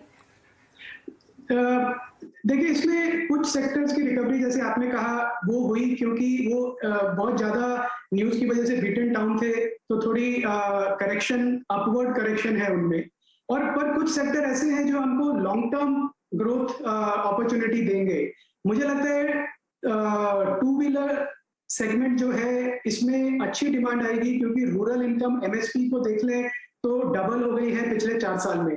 तो फार्मर्स के पास अच्छा पैसा है इस टाइम खर्च करने के लिए, और फार्मर्स टिपिकली सेविंग नहीं करते हैं ज्यादा, जो पैसा आता है हाथ में उसको खर्च कर देते हैं। और 2 व्हीलर 4 व्हीलर का रूरल डिमांड अच्छा रहेगा अगले 6, 8, 9 महीने में। शादियों का सीजन भी स्टार्ट हो रहा है, प्री बुकिंग्स भी अच्छी है। और सबसे बड़ी बात कि जो स्टील जो सबसे बड़ा इनपुट है उसका प्राइस करेक्शन काफी ज्यादा हुआ है। तो 2 व्हीलर और 4 व्हीलर सेगमेंट जो है ये मुझे लगता है कि काफी अच्छा रिटर्न देगा इन्वेस्टर्स को। दूसरा आईटी और फार्मा, स्पेशलिटी फार्मा, ये 2 सेक्टर हैं जो रुपए के एक पॉइंट मैं आपसे समझना चाह रही हूँ, मैं आईटी फार्मा पर आपसे एक डिटेल में बात करूंगी, क्योंकि आप कह रहे हैं ग्रामीण इलाकों में डिमांड पिकअप होगी तो आप 2 व्हीलर सेगमेंट पे फोकस करेंगे, लेकिन एचयूएल के मैनेजमेंट की आपने बात सुनी होगी, कॉन कॉल भी सुना होगा, उन्होंने कहा अभी भी ग्रामीण इलाकों में डिमांड नहीं है, अगर आएगी तो शायद ये सेकंड हाफ में ही आएगी या फिर at the beginning of the next fiscal. क्या उसका डर नहीं है? नहीं, उसका डर नहीं, क्योंकि जो एचयूएल जैसा एफएमसीजी कंपनीज है, एफएमसीजी कंपनीज की प्रॉब्लम ये है कि डाउन ट्रेडिंग हो रही है रूरल एरियाज में, और जो सेम प्रोडक्ट अगर सिमिलर प्रोडक्ट सेम क्वालिटी का ना हो पर काफी सस्ते में मिल रहा है तो वो डाउन ट्रेडिंग पिछले साल भर से चल रही है और ये चलती रहेगी। तो जो बड़ी एफएमसीजी कंपनीज हैं, अनलेस वो अपना प्राइस पॉइंट कम कर पाए, मुझे नहीं लगता कि उनका डिमांड पिकअप जल्दी में होगा या वॉल्यूम ग्रोथ दिखेगा। जबकि जो 2 व्हीलर 4 व्हीलर जैसी इंडस्ट्री है, इसमें डाउन ट्रेडिंग पॉसिबल नहीं है। मतलब आपको अगर मोटरसाइकिल लेनी है तो आपके पास 4-5 चॉइसेस है, पर प्राइस सेगमेंट एक ही है, तो वो डिस्क्रिशनरी डिमांड है। तो मुझे नहीं लगता कि दोनों को कंपेयर किया जा सकता है रियली। अभय जी, इस वक्त आपकी preferred I think choice banks में क्या है? और हमने देखा, अगर आप देखें ये निफ्टी का पूरा पुल बैक, इसको स्पॉन्सर और इसको लीड किया बैंक्स ने, specially I mean banks like ICICI bank. और इस बार अच्छी बात है कि पीएसयू बैंकिंग बास्केट में एसबीआई ने बहुत स्ट्रॉन्ग प्राइस परफॉर्मेंस दी। तो अभी हमारे पास एचडीएफसी बैंक के नंबर्स हैं, बट इस पूरे अर्निंग सीजन को देखते हुए और अभी भी ये बात देखते हुए कि बहुत सारे स्टॉक्स जो हैं वो अपने बेस के आसपास ट्रेड कर रहे हैं, बैंकिंग में सर आपको ट्रेड क्या कर रहा है इस वक्त? देखिए, बैंकिंग में ओवरऑल प्रेशर रहेगा अगले 12 महीने तक, क्योंकि जो इनके नेट इंटरेस्ट मार्जिन तो था वो सबका पिछले क्वार्टर तक पीक आउट हो गया। जो इंटरेस्ट रेट जैसे जैसे बढ़ेंगे, कॉस्ट ऑफ कैपिटल बैंक्स की बढ़ेगी और उसकी वजह से नेट इंटरेस्ट मार्जिन सबका घटेगा। और दूसरी तरफ से जैसे इंटरेस्ट रेट बढ़ेंगे तो ट्रेजरी लॉसेस भी होंगे, जो हमने देखा 1300 करोड़ के एचडीएफसी बैंक के नंबर्स में भी थे। तो इन दोनों चीजों को, और क्रेडिट क्वालिटी भी अगर डिटेरिएट होगी तो छोटे बैंक्स, मिड कैप बैंक्स के लिए काफी तकलीफ होगी अगले 12 महीने ग्रोथ दिखाने के लिए। तो अभी हमारा जो एक ही पिक है बैंक में जो हमारे पोर्टफोलियो में है वो है आईसीआईसीआई बैंक, क्योंकि वो पिछले 2-3-4 साल से अपना बिजनेस काफी ब्रॉड बेस कर चुका है, तो हायर कॉस्ट ऑफ कैपिटल का उसको इतना इम्पैक्ट नहीं होगा, बल्कि ग्रोथ अच्छी रहेगी। तो इस टाइम पे प्रेफर्ड पिक आईसीआईसीआई बैंक की है बैंकिंग सेगमेंट पे। ओके, बैंकिंग में आप आईसीआईसीआई बैंक कर रहे हैं, प्रेफर कर रहे हैं, और करें भी क्यों ना। अगर आप देखें इस दौर का सबसे स्मार्ट प्राइस परफॉर्मर रहा एक स्टॉक और 6 महीने की हाईएस्ट ट्रैजेक्टरी पे। सर ये बताइए कि कैपिटल गुड्स में आप लोगों को अब क्या अच्छा लग रहा है? सबसे ज़्यादा पैसा, बहुत अच्छा पैसा कमाया है बाजार ने इसी स्पेस में। सिमेंस, एबीबी, केमिंस भी अगर आप देखें तो आज अपनी ऑल टाइम हाई ट्रैजेक्टरी को हिट ही कर गया सुबह सुबह। एलएनटी और बाकी रेस्ट ऑफ अगर आप देखें तो कैपिटल गुड्स में एक डिफरेंशियल मेंटेन्ड है अभी भी। एलएनटी ने इतना स्ट्रॉन्ग प्राइस परफॉर्मेंस नहीं दिया CY22 में। कैपिटल गुड्स में आप लोग क्या होल्ड अभी भी कर रहे हैं, या फिर अब इन लेवल्स पे क्या बाय करना प्रेफर कर रहे हैं? कैपिटल गुड्स पे इस टाइम पे हमारा पिछले 3-4 साल से प्रेजेंस नहीं है, और हम देखते हैं सिलेक्टिवली ऐसी कंपनीज को, सीमेंस है, एबीबी है, कमिंस भी है, जो कैपिटल गुड्स में है पर जो अपना बैलेंस शीट ज्यादा यूज नहीं करते हैं ऑर्डर्स के लिए। एलएनटी के साथ प्रॉब्लम यह है कि वो काफी, उनका खुद का पैसा लगता है ऑर्डर्स को एग्जीक्यूट करने में, तो आरओआई और आरओई काफी कम रहती है। तो एलएनटी उसकी वजह से एक साइक्लिकल स्टॉक बन जाता है, जबकि कमिंस और सीमेंस और एबीबी जैसी कंपनी है वो स्टिल टेक्नोलॉजी ड्रिवन है, तो मार्जिन मेंटेन कर पाते हैं और साथ में बैलेंस शीट क्वालिटी डिटेरिएट नहीं होती। तो ओवरऑल व्यू पॉजिटिव है इन सारी कंपनीज पे। इशू बस यही है कि शार्प रनअप की वजह से वैल्यूएशन सबकी बढ़ गई है, तो वो थोड़ा कॉशियस रहना पड़ेगा। अग्रवाल साहब, आप इनफैक्ट मैंने जब आपको टोका फिर आप मेंशन कर रहे थे टेक्नोलॉजी और फार्मा, जो लार्जली डिफेंसिव स्पेस रहता है, लेकिन हाल फिलहाल एक झटका लगा और अब फिर से फेवर में आ रहे हैं। इस पर आपका ओपिनियन? जी मेरे को लगता है आईटी और फार्मा ये दो स्पेस इंडिया में है जो बड़े लॉन्ग टर्म स्टोरी है। तो इसको ये सोचना ही नहीं चाहिए कि इसको हम 2 महीने के ले लें या 3 महीने के ले लें या 4 महीने के ले लें। इसमें तो आप अच्छे स्टॉक लेके और उनको फिर अपने पोर्टफोलियो में बना के रखें। और काफी चॉइसेस है अभी, जैसे हमारे जो प्रेफर्ड पिक्स है रिसर्च के बाद आईटी में है एलटीआई, क्योंकि एलटीआई और माइंडट्री के मर्जर के बाद ये नंबर 5 कंपनी हो जाएगी इंडिया की और इनकी एबिलिटी काफी हो जाएगी टू बिड फॉर बड़े प्रोजेक्ट जो अभी नहीं कर पाते। तो गेम चेंजिंग मर्जर होगा एलटीआई और माइंडट्री का, और दोनों के नतीजे बहुत अच्छे आए थे कंपनीज के इंडिपेंडेंटली, और मर्जर के बाद और भी मजबूत हो जाएंगे। दूसरी है टीसीएस में काफी प्राइस करेक्शन हमने देखा है, 4,000 रुपए से 3,000 रुपए तक आ गया स्टॉक, और मुझे लगता है इतना बड़ा पावर हाउस है कि इसके जैसे कंपैरिजन में दुनिया में 3-4 कंपनीज ही है। तो टीसीएस और एलटीआई हमें लगता है कि आईटी सेक्टर में अच्छा करेंगी। और दूसरी तरफ अगर हम चले फार्मा में, तो सीडीएमओ प्लेयर्स है और जो है दिवीज और लॉरस लैब, दोनों ने अच्छा प्राइस करेक्शन देना है और दोनों बहुत अच्छी अपॉर्चुनिटी दे रहे हैं अभी इन्वेस्टर्स को। पर इनके अलावा भी पूरे स्पेस में काफी अपॉर्चुनिटीज है, मुझे ऐसा लगता है। चीज भरपूर इस मार्केट में और कई सारे स्टॉक्स की भी आपने बात की। बहुत बहुत शुक्रिया अग्रवाल साहब हमारे लिए समय निकालने के लिए। जल्द मुलाकात आपसे एक बार फिर होगी। Thank you. बाजार पर एक बार लौटते हैं तो 16,588 तक के लेवल्स जो हाई बनाए थे उससे थोड़े से हल्के 50 पॉइंट नीचे आए हैं हम, लेकिन अभी भी देखिए 534 के ऊपर मामला टिका हुआ है, 194 अंकों का इजाफा। निफ्टी बैंक में कुछ कूल ऑफ देखने को जरूर मिला है, वो आप जहन में रखिएगा। तो बैंकिंग काउंटर्स थोड़ी थोड़ी नरमी दिखा रहे हैं। कोटक महिंद्रा बैंक एक बार फिर साथ नहीं दे रहा है। चंदन, ऐसा क्यों है कि निफ्टी बैंक जिस दिन चलता है तो कोटक नहीं चलता, और जब कोटक चलता है बाकी पूरा निफ्टी बैंक ठंडा रहता है? सही है, यदि मैं इनका कोरिलेशन की बात करूं तो लगभग 56% कोरिलेशन है। तो 56% कोरिलेशन में आप समझ सकते हो कि आधी बार निफ्टी चलेगा तो कोटक बैंक चलेगा तो निफ्टी चलेगा, या वर्से वर्सा। बट ओवरऑल देखें बाजार में अच्छी बात यह है कि जो बैंकिंग का पूरा दारोमदार है वो कहीं ना कहीं एक्सिस बैंक, आईसीआईसी बैंक और एक्सिस, आईसीआईसी और आपका एसबीआई पे आ रहा है। तो मेरे हिसाब से ये कंपैरेटिवली ज्यादा परफॉर्म करेंगे, और कोटक का बिहेवियर ही वही है कि ये कॉन्ट्रा चलता है। तो Kotak as of now avoid करने की सलाह दूंगा। एसबीआई पे हम खरीदारी की सलाह देंगे। यदि आप बाइंग के लिए ट्रेड करना चाहें तो एसबीआई लें, 500 के सपोर्ट से अभी भी ऊपर में 525, 527 तक के लेवल बाकी है। कोटक बैंक की बात करें तो थोड़ा सा और डीप आके कहीं ना कहीं स्टॉक को 1800, 1790 के पास स्टेबल होने दो, फिर वापस यहाँ पे कॉन्ट्रा ट्रेड और बाय ऑन डिक्लाइन का ट्रेड लिया जा सकता है। में कंप्लीटली एक कॉन्ट्रा ट्रेड पर फोकस करें, उससे ज्यादा नहीं। अच्छा, कई मिड कैप आईटी कंपनियों का जिक्र हुआ, समेत आप क्या कोफोर्ज पर नजर डालेंगे? स्टॉक इस समय करीब 3497 के आसपास ट्रेड कर रहा है, ये 4% ऊपर, और ऑफ कोर्स ओआई एडिशन काफी स्ट्रांग है 10% प्लस का। देखिए अर्शदा, थोड़ा रब ऑफ इफेक्ट इस पे आ सकता है क्योंकि काफी ज्यादा आईटी, स्पेशली अगर मिड कैप आईटी है, उनमें एक अच्छा रिबाउंड आ रहा है। बट अभी भी हमारा प्रेफरेंस जो लास्ट 2-3 दिनों से हम रेकमेंड करते आ रहे हैं, माइंडट्री या फिर एलटीटीएस तो अभी हमने 15-20 मिनट पहले भी हमारे क्लाइंट्स को रेकमेंड किया ऑप्शन के जरिए। तो आप 3400 का कॉल ऑप्शन भी बाय करके एलटीटीएस को यहाँ पे ट्रेड कर सकते हो। कोफोर्ज में यस यहाँ से मूव आ सकता है, बट जो ज्यादा कंफर्ट है हमें लगता है कि माइंडट्री, एलटीटीएस इनमें ज्यादा होगा। या फिर अगर आप थोड़े आप कैश सेगमेंट के भी स्टॉक देखे तो केपीआईटी टेक हमें अच्छा लग रहा है, हैप्पीएस्ट माइंड हमें अच्छा लग रहा है। तो ये स्टॉक्स पे आप फोकस कर सकते हो जिनमें हमें लगता है कि रिलेटिवली जो परफॉर्मेंस है वो अच्छा रहेगा। मिड कैप आईटी कोफोर्ज पे डिस्कशन होता हुआ यहाँ पे इस बीच, चलिए अब हम क्लोजिंग की तरफ बढ़ रहे हैं, तो थोड़ा सा अब क्लोजिंग के प्रोस्पेक्टिव से तैयारी करने लगते हैं। देखिए इंडस्ट्रीज पे हम निफ्टी बैंक पे कोई एक्सपोजर लेके नहीं जा रहे हैं, हम सिर्फ कैरी कर रहे हैं यहाँ पर निफ्टी की वो 16700 की वीकली नहीं मंथली कॉन्ट्रैक्ट की कॉल।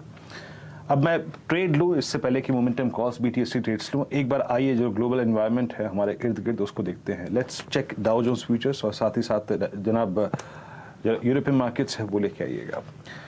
डाउ जोन्स फ्यूचर्स जो हैं वो इस वक्त ट्रेड कर रहे हैं अप्रॉक्सीमेटली 38.2 पर, I mean quite neutral, I mean 31,829 का जोन यहाँ पर है। तो यहाँ अगर आप देखिए कोई सब्सटेंशियल इजाफा नहीं है, और इस वक्त अगर आप यूरोपियन मार्केट्स को भी देखें तो वो भी अगर आप देखें साइडवेज है, स्लाइटली विद पॉजिटिव बायस। कैक डैक्स लगभग 1.25% ऊपर, फुटसी का भी यही सूरत हाल है। बट एक चीज़ याद रखिएगा, डाउ की कल क्लोजिंग जो थी वो 50 डे एक्सपोनेंशियल मूविंग एवरेज के ऊपर हुई थी और एक बहुत ही क्रिटिकल जोन जो था 31,600 का, 31,762 का, वो जून वीक की फर्स्ट वीकली कॉन्ट्रैक्ट की जो कैंडल थी उसके लो का जो था उसको हम पेनिट्रेट कर गए। अगर आप देखिए उसमें हम एंटर कर गए। तो टेक्निकल सेटअप वर्ल्ड मार्केट्स का थोड़ा फिर भी अच्छा है इस वक्त, भले ही डाउ फ्यूचर्स कोई बहुत निर्णायक हालात नहीं दिखा रहा हो।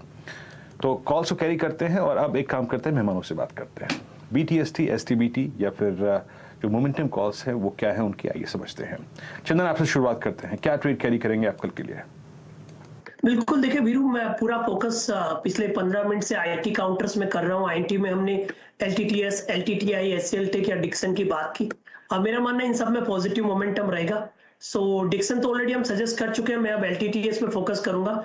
देखिए आईटी सारे के सारे बीटन डाउन है और सब में शॉर्ट कवरिंग के टूल यहाँ पे देखने को मिलेंगे। आप LTTS देखिए 4-5% का ओवाई था, वो कम होकर अब नेगेटिव आ चुका है। तो यहाँ पे हम फोकस करेंगे। LTTS के लेवल की बात करें तो लगभग 3395 3400 का लेवल चल रहा है, खरीदारी की सलाह रहेगी। यहाँ पे आपको 3300 लगभग 40 का स्टॉप लॉस रखना पड़ेगा, ऊपर में 3450 से 3500 के टारगेट के लिए।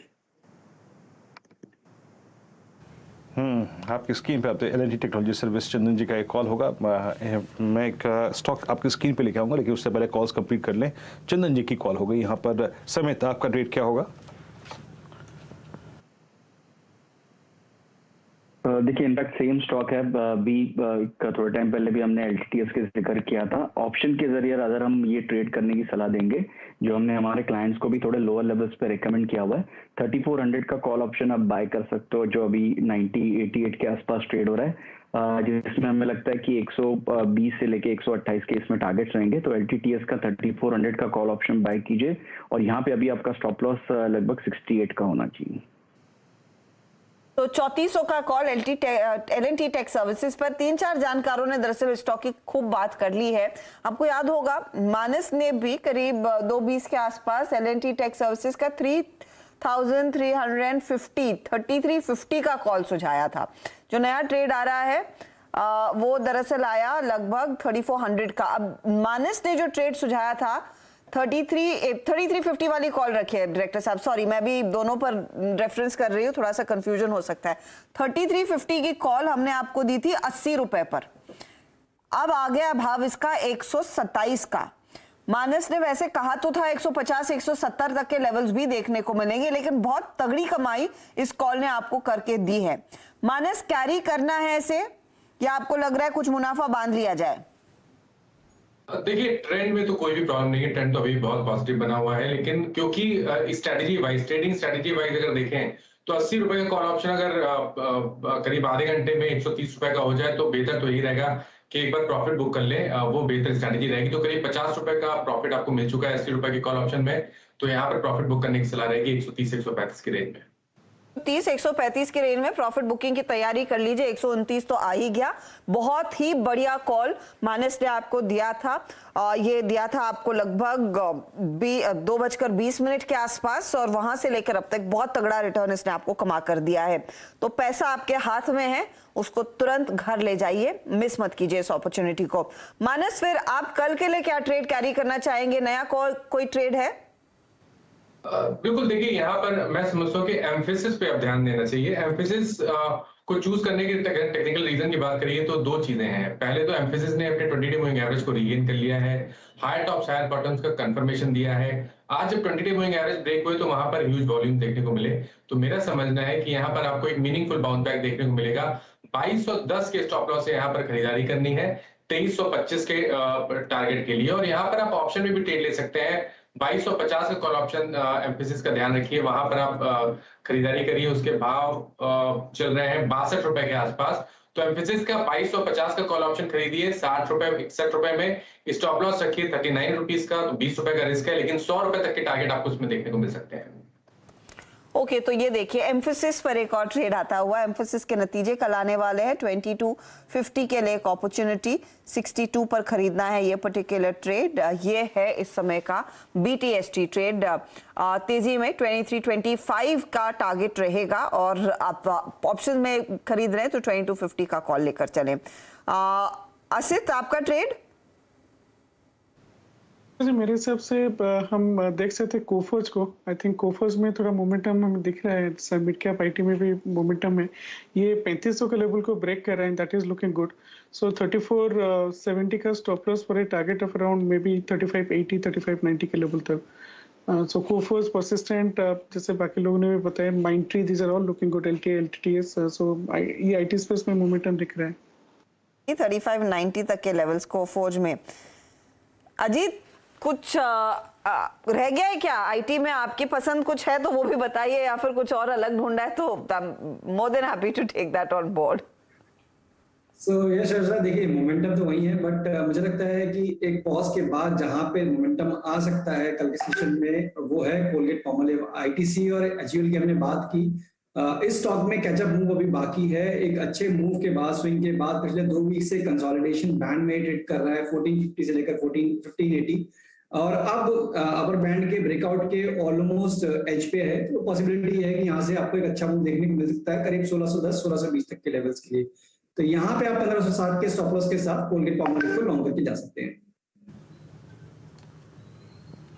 कोलगेट आपकी स्क्रीन पे 1574 पे आपकी प्रेफर चॉइस। शर्मिला जी, आप क्या पिक करके ले जाएंगे इस वक्त अर्निंग सीजन के? एग्जैक्टली अगर आप देखें, आप शुरुआती छोर में हैं अभी भी, क्या इंप्रेस कर रहा है आपको शॉर्ट टर्म पर्सपेक्टिव से?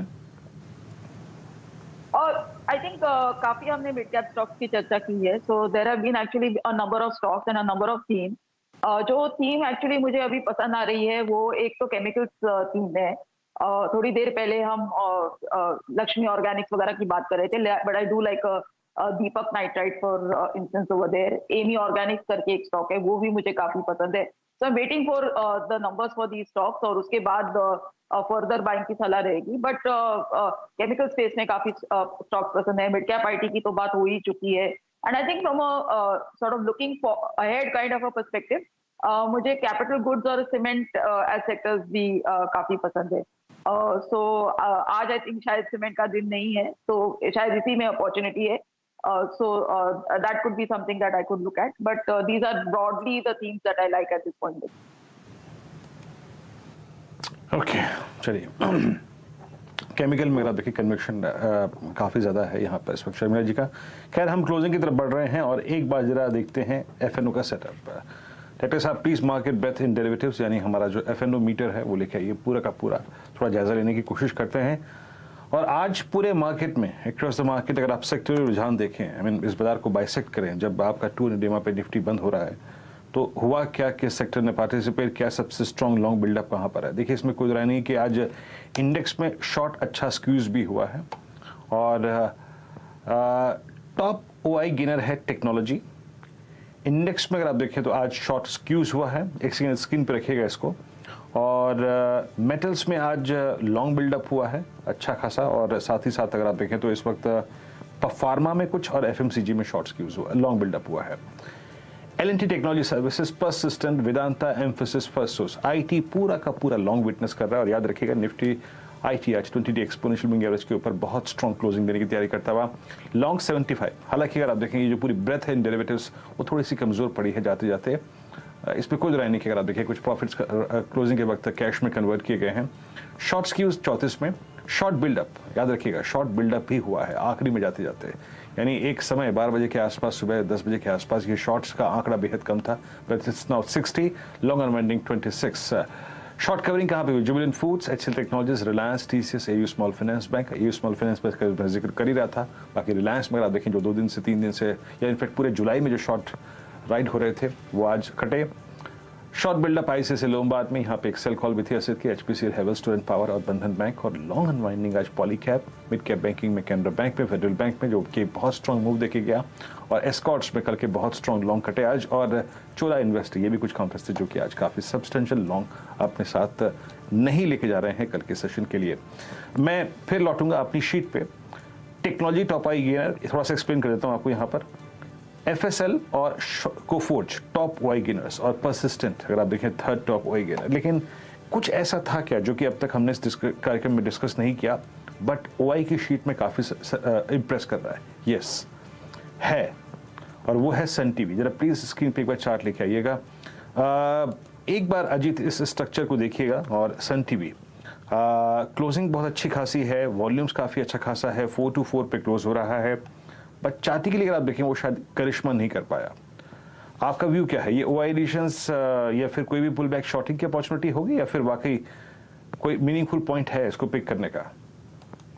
देखिए वीरेंद्र, अभी तो यही दिख रहा है कि एक रेंज को, इदारे को पकड़ के बैठा हुआ है जहाँ पे कि 440-45 सब आता है, तो वहां पे आप सेलिंग देखते हैं। नीचे पे आपको 400-405 का जोन है, वहीं पे आप देखते हैं दोबारा से बाइंग इमर्ज होते हुए।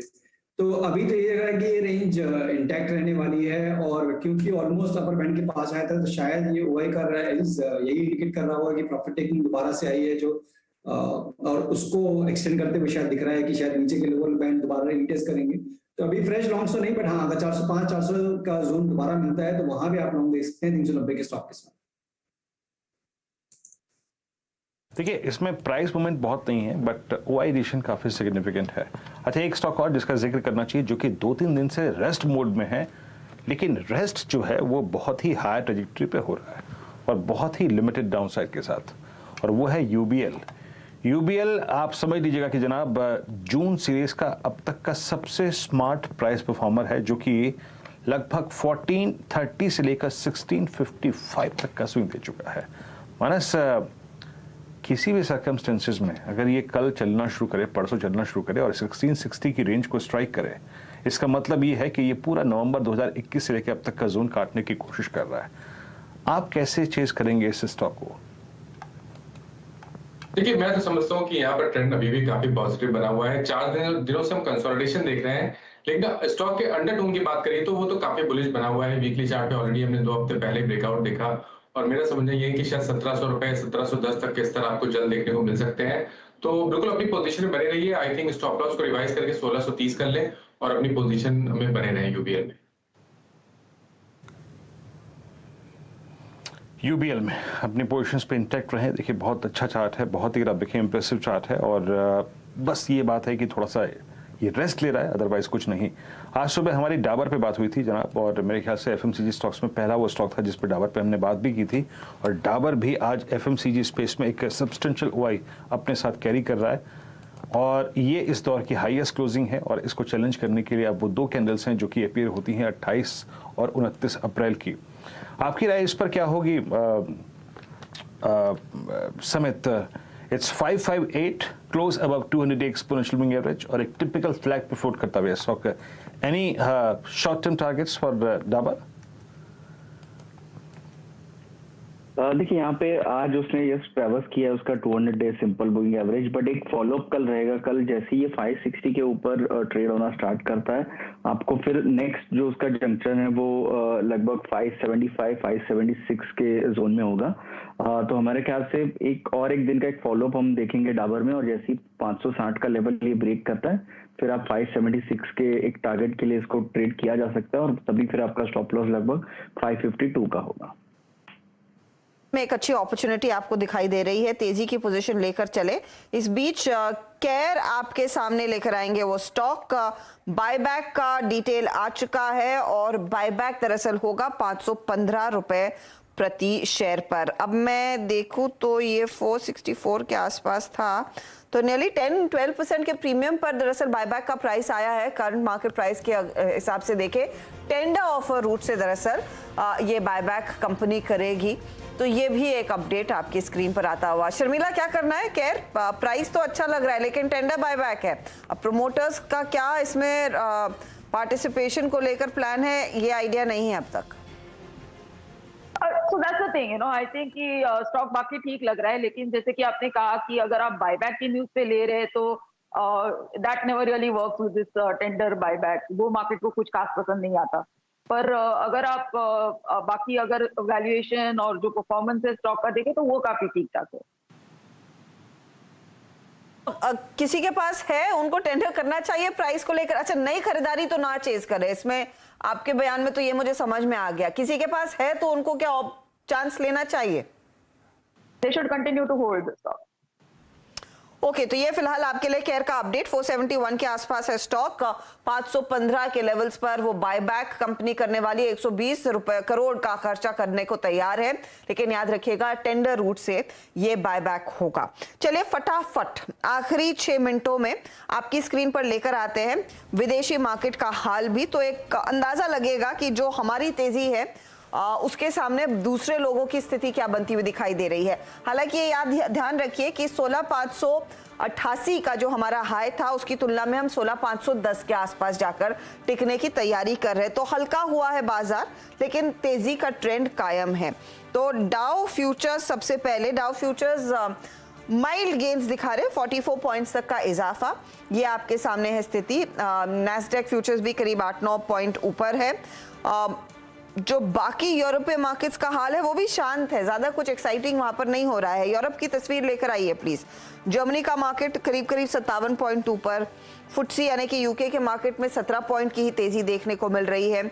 फ्रांस का बाजार भी आप ध्यान दीजिएगा तो 22 पॉइंट ऊपर है। तो शांत है यूरोप का मार्केट और यूएस के फ्यूचर्स। इस बीच भारतीय बाजारों ने एक अच्छा ट्रेंड सेट किया है तेजी की तरफ। तो ये फिलहाल आपके लिए स्थिति। एक और ट्रेड जिस पर एक बार नजर डाल लेनी चाहिए, जाते जाते पोजीशंस बढ़ गई हैं, वो है HUL 2608 के लेवल्स पर समेत। अब क्योंकि 2600 को हमने कैप्चर कर लिया है और पिछले हफ्ते ही ये बात हो रही थी कि 2600 पड़ाव होना चाहिए अगला, अभी अचीव कर लिया। आगे क्या डिलीवर करेगा ये शेयर? देखिए, ये स्टॉक एक्चुअल में जो एक लगातार हम तेजी देख रहे हैं, series of higher rise higher lows, और जो इसमें एक कप एंड हैंडल पैटर्न का ब्रेकआउट 2400 के आसपास आया था, उसका जो अगर हम थ्योरेटिकल टारगेट देखें तो वो लगभग 2720 2750 के आसपास आता है। तो अभी भी रूम है ये स्टॉक के लिए ऊपर जाने के लिए। हालांकि the velocity at which the stock moved recently, हमें नहीं लगता कि वो सेम उसका पेस अभी रहेगा। थोड़ा कंसोलिडेशन इन बिटवीन, एक टाइम वाइज करेक्शन होगा, बट इवेंचुअली ये स्टॉक 2720 2750 का जो जोन है वहां तक तो एटलीस्ट मूव करने के लिए पॉइंट है। ये फिलहाल HUL पर रहा है। अच्छा मान है, last word on the Nifty 16,500 पर टिक रहा है, तो थोड़ा सा कूल ऑफ इसने किया, लेकिन ट्रेंड में कोई बदलाव की तो स्थिति नहीं बन रही है ना, कि हम डे हाई पर नहीं टिके, वैसा कुछ दिक्कत नहीं है ना? देखिए ये तो सही है कि 200 डे मूविंग एवरेज के ऊपर क्लोजिंग होता तो ज्यादा बेहतर होता, लेकिन ट्रेंड रिवर्सल है वो मैं नहीं मानता। मेरे समझ में ये है कि आज छोटा सा प्रॉफिट बुकिंग देखने को मिला है, अंडरटोन अभी भी बुलिश बना हुआ है, शायद हमें कल फिर से एक रैली देखने को मिल सकती है। तो बिल्कुल बने रहने की सलाह रहेगी। मैं नहीं समझता कोई ऐसा बहुत खराब क्लोजिंग है। 16,400 के नीचे जब क्लोजिंग होगा तभी उसे रिवर्सल मानेंगे। जी हाँ, याद रखिएगा एक मीनिंगफुल पॉज इसलिए मिला हमको, जो सुबह भी हमने डिस्कशन किया था, वो ये कारण था कि इस वीकली कॉन्ट्रैक्ट में जो कि कल एक्सपायर होगा, आज सुबह की डायरेक्टर साहब वो आपके पास अगर डायग्राम हो तो प्लीज दिखा दीजिएगा। 16,600 ही आज का सबसे बड़ा कॉल राइटर्स का जोन था, और वही अगर आप देखें कारण था कि हमने आज डे टारगेट रखा था ज्यादा ऊपर का नहीं, 16,587 16,587 वही एक कारण था, क्योंकि वही इस वीकली कॉल राइटर का सबसे बड़ा जोन था। तो अगर निफ्टी वहां से थोड़ा सा बैकफुट पे आया तो उसको आप बहुत नेगेटिवली मत लीजिए। और बड़ी बात यह है कि ये देखिए 587 यही आज निफ्टी का हाई है, ये कॉल राइटर्स का सबसे बड़ा जोन था। और निफ्टी का बैंक का हमने ट्रेड इसलिए नहीं लिया था क्योंकि 36,000 पे आज सुबह से अगर आप देखें कुछ कॉल राइटिंग के इंस्टेंसेस विजिबल थे। खैर इस क्लोजिंग को थोड़ा सा और बारीकी से समझने के लिए चलते हैं हर्षिता के पास। और 16,501 निफ्टी बैंक करीब 35,916 और निफ्टी आईटी की क्लोजिंग बेहद शानदार तरीके से 20 डे के ऊपर आते हुए। Harshita over to you. हाँ वीरू, तो मजबूत सेशन आज और खरीदारी चौतरफा रही है। इनफैक्ट ज्यादातर समय हमने 2:1 का रेशो देखा, लेकिन क्लोजिंग पर ये निफ्टी और निफ्टी बैंक के कूल ऑफ के चक्कर में 1:1 के आसपास आकर गाड़ी रुक रही है। मिड कैप इंडेक्स जो अच्छा खासा भागा था वो भी आप देखेंगे तो सिर्फ 25 पॉइंट ही ऊपर। इनफैक्ट इसको रिफ्रेश करके देखेंगे ना तो मेरी स्क्रीन पर तो सिर्फ 4 पॉइंट की तेजी देखने को मिल रही थी। तो ऊपरी लेवल्स पर कुछ मुनाफा वसूली हुई है, जो इनफैक्ट एक अच्छा संकेत है। तो 16,497, 16,500 के हल्के से नीचे आए हैं। मानस को भरोसा है कि ट्रेंड बदला नहीं है, थोड़ा सा विराम ले सकता है मार्केट और उसके साथ कोई दिक्कत नहीं है। निफ्टी बैंक भी देखिए 175 अंकों की बढ़त देखने को मिल रही है, 36,000 के नीचे 36,900 के आसपास टिकता हुआ। अब आईटी काउंटर्स में तेजी देखने को मिली, 750 अंकों का इजाफा निफ्टी का आईटी इंडेक्स दिखाने में कामयाब रहा है। बहुत स्ट्रॉन्ग पुल बैक देखने को मिला है निफ्टी आईटी में। यहीं पर आप लेकर आइएगा ऑयल एंड गैस पैक, क्योंकि वहां पर आज हमने देखा सुबह से ही अच्छी खासी खरीदारी बनती हुई दिखाई दी जब वो खबर आई कि विंडफॉल टैक्स में कुछ कमी आ रही है, 17% की कटौती सरकार करने को तैयार है, एक्सपोर्ट पर भी अनुमति मिलेगी। तो वो एक पूरा पैक भागता हुआ। Reliance Industries, ONGC, Oil India, HOEC, ये वो विनिंग ट्रेड साबित हुए हैं आज के ट्रेड के लिए। एफएमसीजी कंपनियां भी आपकी स्क्रीन पर लेकर आएंगे। एचयूएल खास तौर से क्लोजिंग में हमने देखा 2600 के ऊपर, एफएमसीजी इंडेक्स खुद करीब 1.1% ऊपर रहा है। आज एचयूएल नंबर्स के बाद खबरों में फोकस में आईटीसी, एजीएम में कुछ बयान आए, 300 के आसपास मंडरा रहा है ये काउंटर, 1.1% तक की तेजी इसमें बनती दिखाई दी है। इसके पीछे नेस्ले जैसे काउंटर्स पर भी नजरें होनी चाहिए। कोलगेट पामोलिव पर इनफैक्ट एक बाय कॉल आ रहा था, वो कुछ स्टॉक्स थे जहां पर तेजी की पोजीशंस बनती दिखाई दी। चलिए आपके लिए हीट मैप अब लेकर आते हैं। 16,500 के हल्के से नीचे निफ्टी इनफैक्ट टिकता हुआ दिखाई देगा आपको, लेकिन आप देखिए कौन से ट्रेड्स चले हैं। ओएनजीसी जिसका हमने जिक्र किया, सबसे तगड़ी तेजी यहीं पर देखने को मिली। ओएनजीसी के साथ रिलायंस इंडस्ट्रीज 2.5% ऊपर, लेकिन 3-4 दिग्गज आईटी कंपनियां, Tech Mahindra, HCL Tech, TCS के साथ विप्रो, इन सब में अच्छी खासी बढ़त, ये इनफैक्ट एक ड्राइविंग फैक्टर रहे हैं। साथ ही आप इन्फोसिस को नहीं भूल सकते जो 1500 के ऊपर टिकने में कामयाब। बैंकिंग काउंटर्स में तेजी, और तेजी के नाम था एसबीआई का ट्रेड, 507 के लेवल्स पर आता हुआ ये काउंटर क्लोजिंग पर। एचडीएफसी बैंक ने आज पार्टिसिपेट किया है। इसके अलावा ध्यान दीजिएगा आईसीआईसीआई बैंक जैसे ट्रेड्स पर भी एक बाय कॉल आया, एक्सिस में खरीदारी देखने को मिली। इंडसइंड बैंक अच्छा खासा चला है कल के बाद, तो यहाँ पर भी तेजी का ही रुझान। एचडीएफसी जैसे ट्रेड्स थोड़े से एक्टिव होते हुए दिखाई दिए। क्या नहीं चला, एचडीएफसी लाइफ प्रेशर देखने को मिला है, 2% का करेक्शन स्टॉक में। एमएनएम में भी हल्की सी मुनाफा वसूली, इनफैक्ट एमएनएम, आयशर जैसे काउंटर्स थे जो साइडवेज दिखे हैं आज। साथ ही साथ बजाज फाइनेंस के लिए थोड़ा सा फ्लैटिश डे साबित होता हुआ दिखाई दिया है। कोटक जैसे हम बात कर भी रहे थे कि जिस दिन इंडेक्स चलता है यहाँ पर थोड़ा सा एक कॉन्ट्रा कॉल आता है तो स्टॉक नहीं चलता। जब इंडेक्स थोड़ा सा विराम लेगा तो शायद स्टॉक में तेजी आती दिखाई देगी। तो कोटक 1% नीचे, लेकिन जो क्लोज का आंकड़ा आ रहा है या आया है राधा, वो 16,520 के आसपास आया है। ये फिलहाल आपके लिए एक अपडेट इस समय निफ्टी के लिहाज से। तो 16,520 पर यहाँ पर निफ्टी और निफ्टी बैंक करीब 250 अंकों की बढ़त पर जाकर टिका है। आज आपने बेल चलाई कि मुझे सुनाई नहीं दी? अच्छा चलाई, डायरेक्टर साहब कह रहे हैं शायद मुझे सुनाई नहीं दी। चलिए अब सीधा सौदा में क्या हुआ है नीरज और आशीष के टीम्स में वो आपके सामने लेकर आते हैं। तो ये देखिए आशीष ने किस पर बैंक किया, वेदांत जो आज 6% ऊपर था, पीएनबी हाउसिंग 5% के गेंस, और आईटी दिग्गज टेक महिंद्रा के साथ साथ टीसीएस दोनों में अच्छी तेजी देखने को मिली।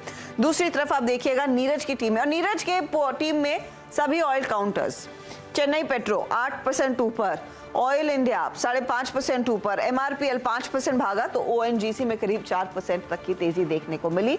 तो आज का दिन तेल कंपनियों के नाम, आज का दिन एफएमसीजी स्टॉक्स के नाम, आज का दिन आईटी काउंटर्स के नाम। तो एक और सत्र वीरू जहां पर एक कंसोलिडेटेड तेजी का मूव देखने को मिला है। कोई एक ऐसा खास सेक्टर नहीं था जिसने लीडरशिप ली, कई दूसरे काउंटर्स में भी तेजी बनती दिखाई दी। चलिए कोई दिक्कत नहीं हर्षदा, लेकिन आपने क्लोजिंग बेसिस पे तो निफ्टी को 200 माह पे स्ट्राइक करा ही दिया। हमारा क्लोजिंग बेसिस पे अगर आप देखें जो एडजस्टेड क्लोजिंग आई है वो करीब 16,521 पे आई है, एंड 200 एक्सपोनेंशियल के बीच वो प्लेस्ड है करीब 16,524 पे। तो आपने उसकी जो इंपॉर्टेंस है उसको कायम रखा है। और बैंक निफ्टी की क्लोजिंग देखिए एक अच्छी क्लोजिंग है, बस ये है कि आज फॉर द डे बहुत कुछ बचा नहीं था तो बिल्डअप नहीं कर पाया। ऑल दो let's hope for the best for tomorrow. और कल है, याद रखिएगा, इस मंथ के लास्ट वीकली कॉन्ट्रैक्ट की एक्सपायरी। ऑप्शन डेटा क्या कहता है, पोल क्या कहता है, कल की अप्रोच क्या हो, वर्ल्ड मार्केट्स क्या कहते हैं, सब पे होगी बात कल सुबह मुनाफे की तैयारी में और उससे पहले मॉर्निंग कॉल में। मुझे और हर्ष तक को दीजिए इजाजत। कल आपसे फिर होगी मुलाकात। नमस्कार।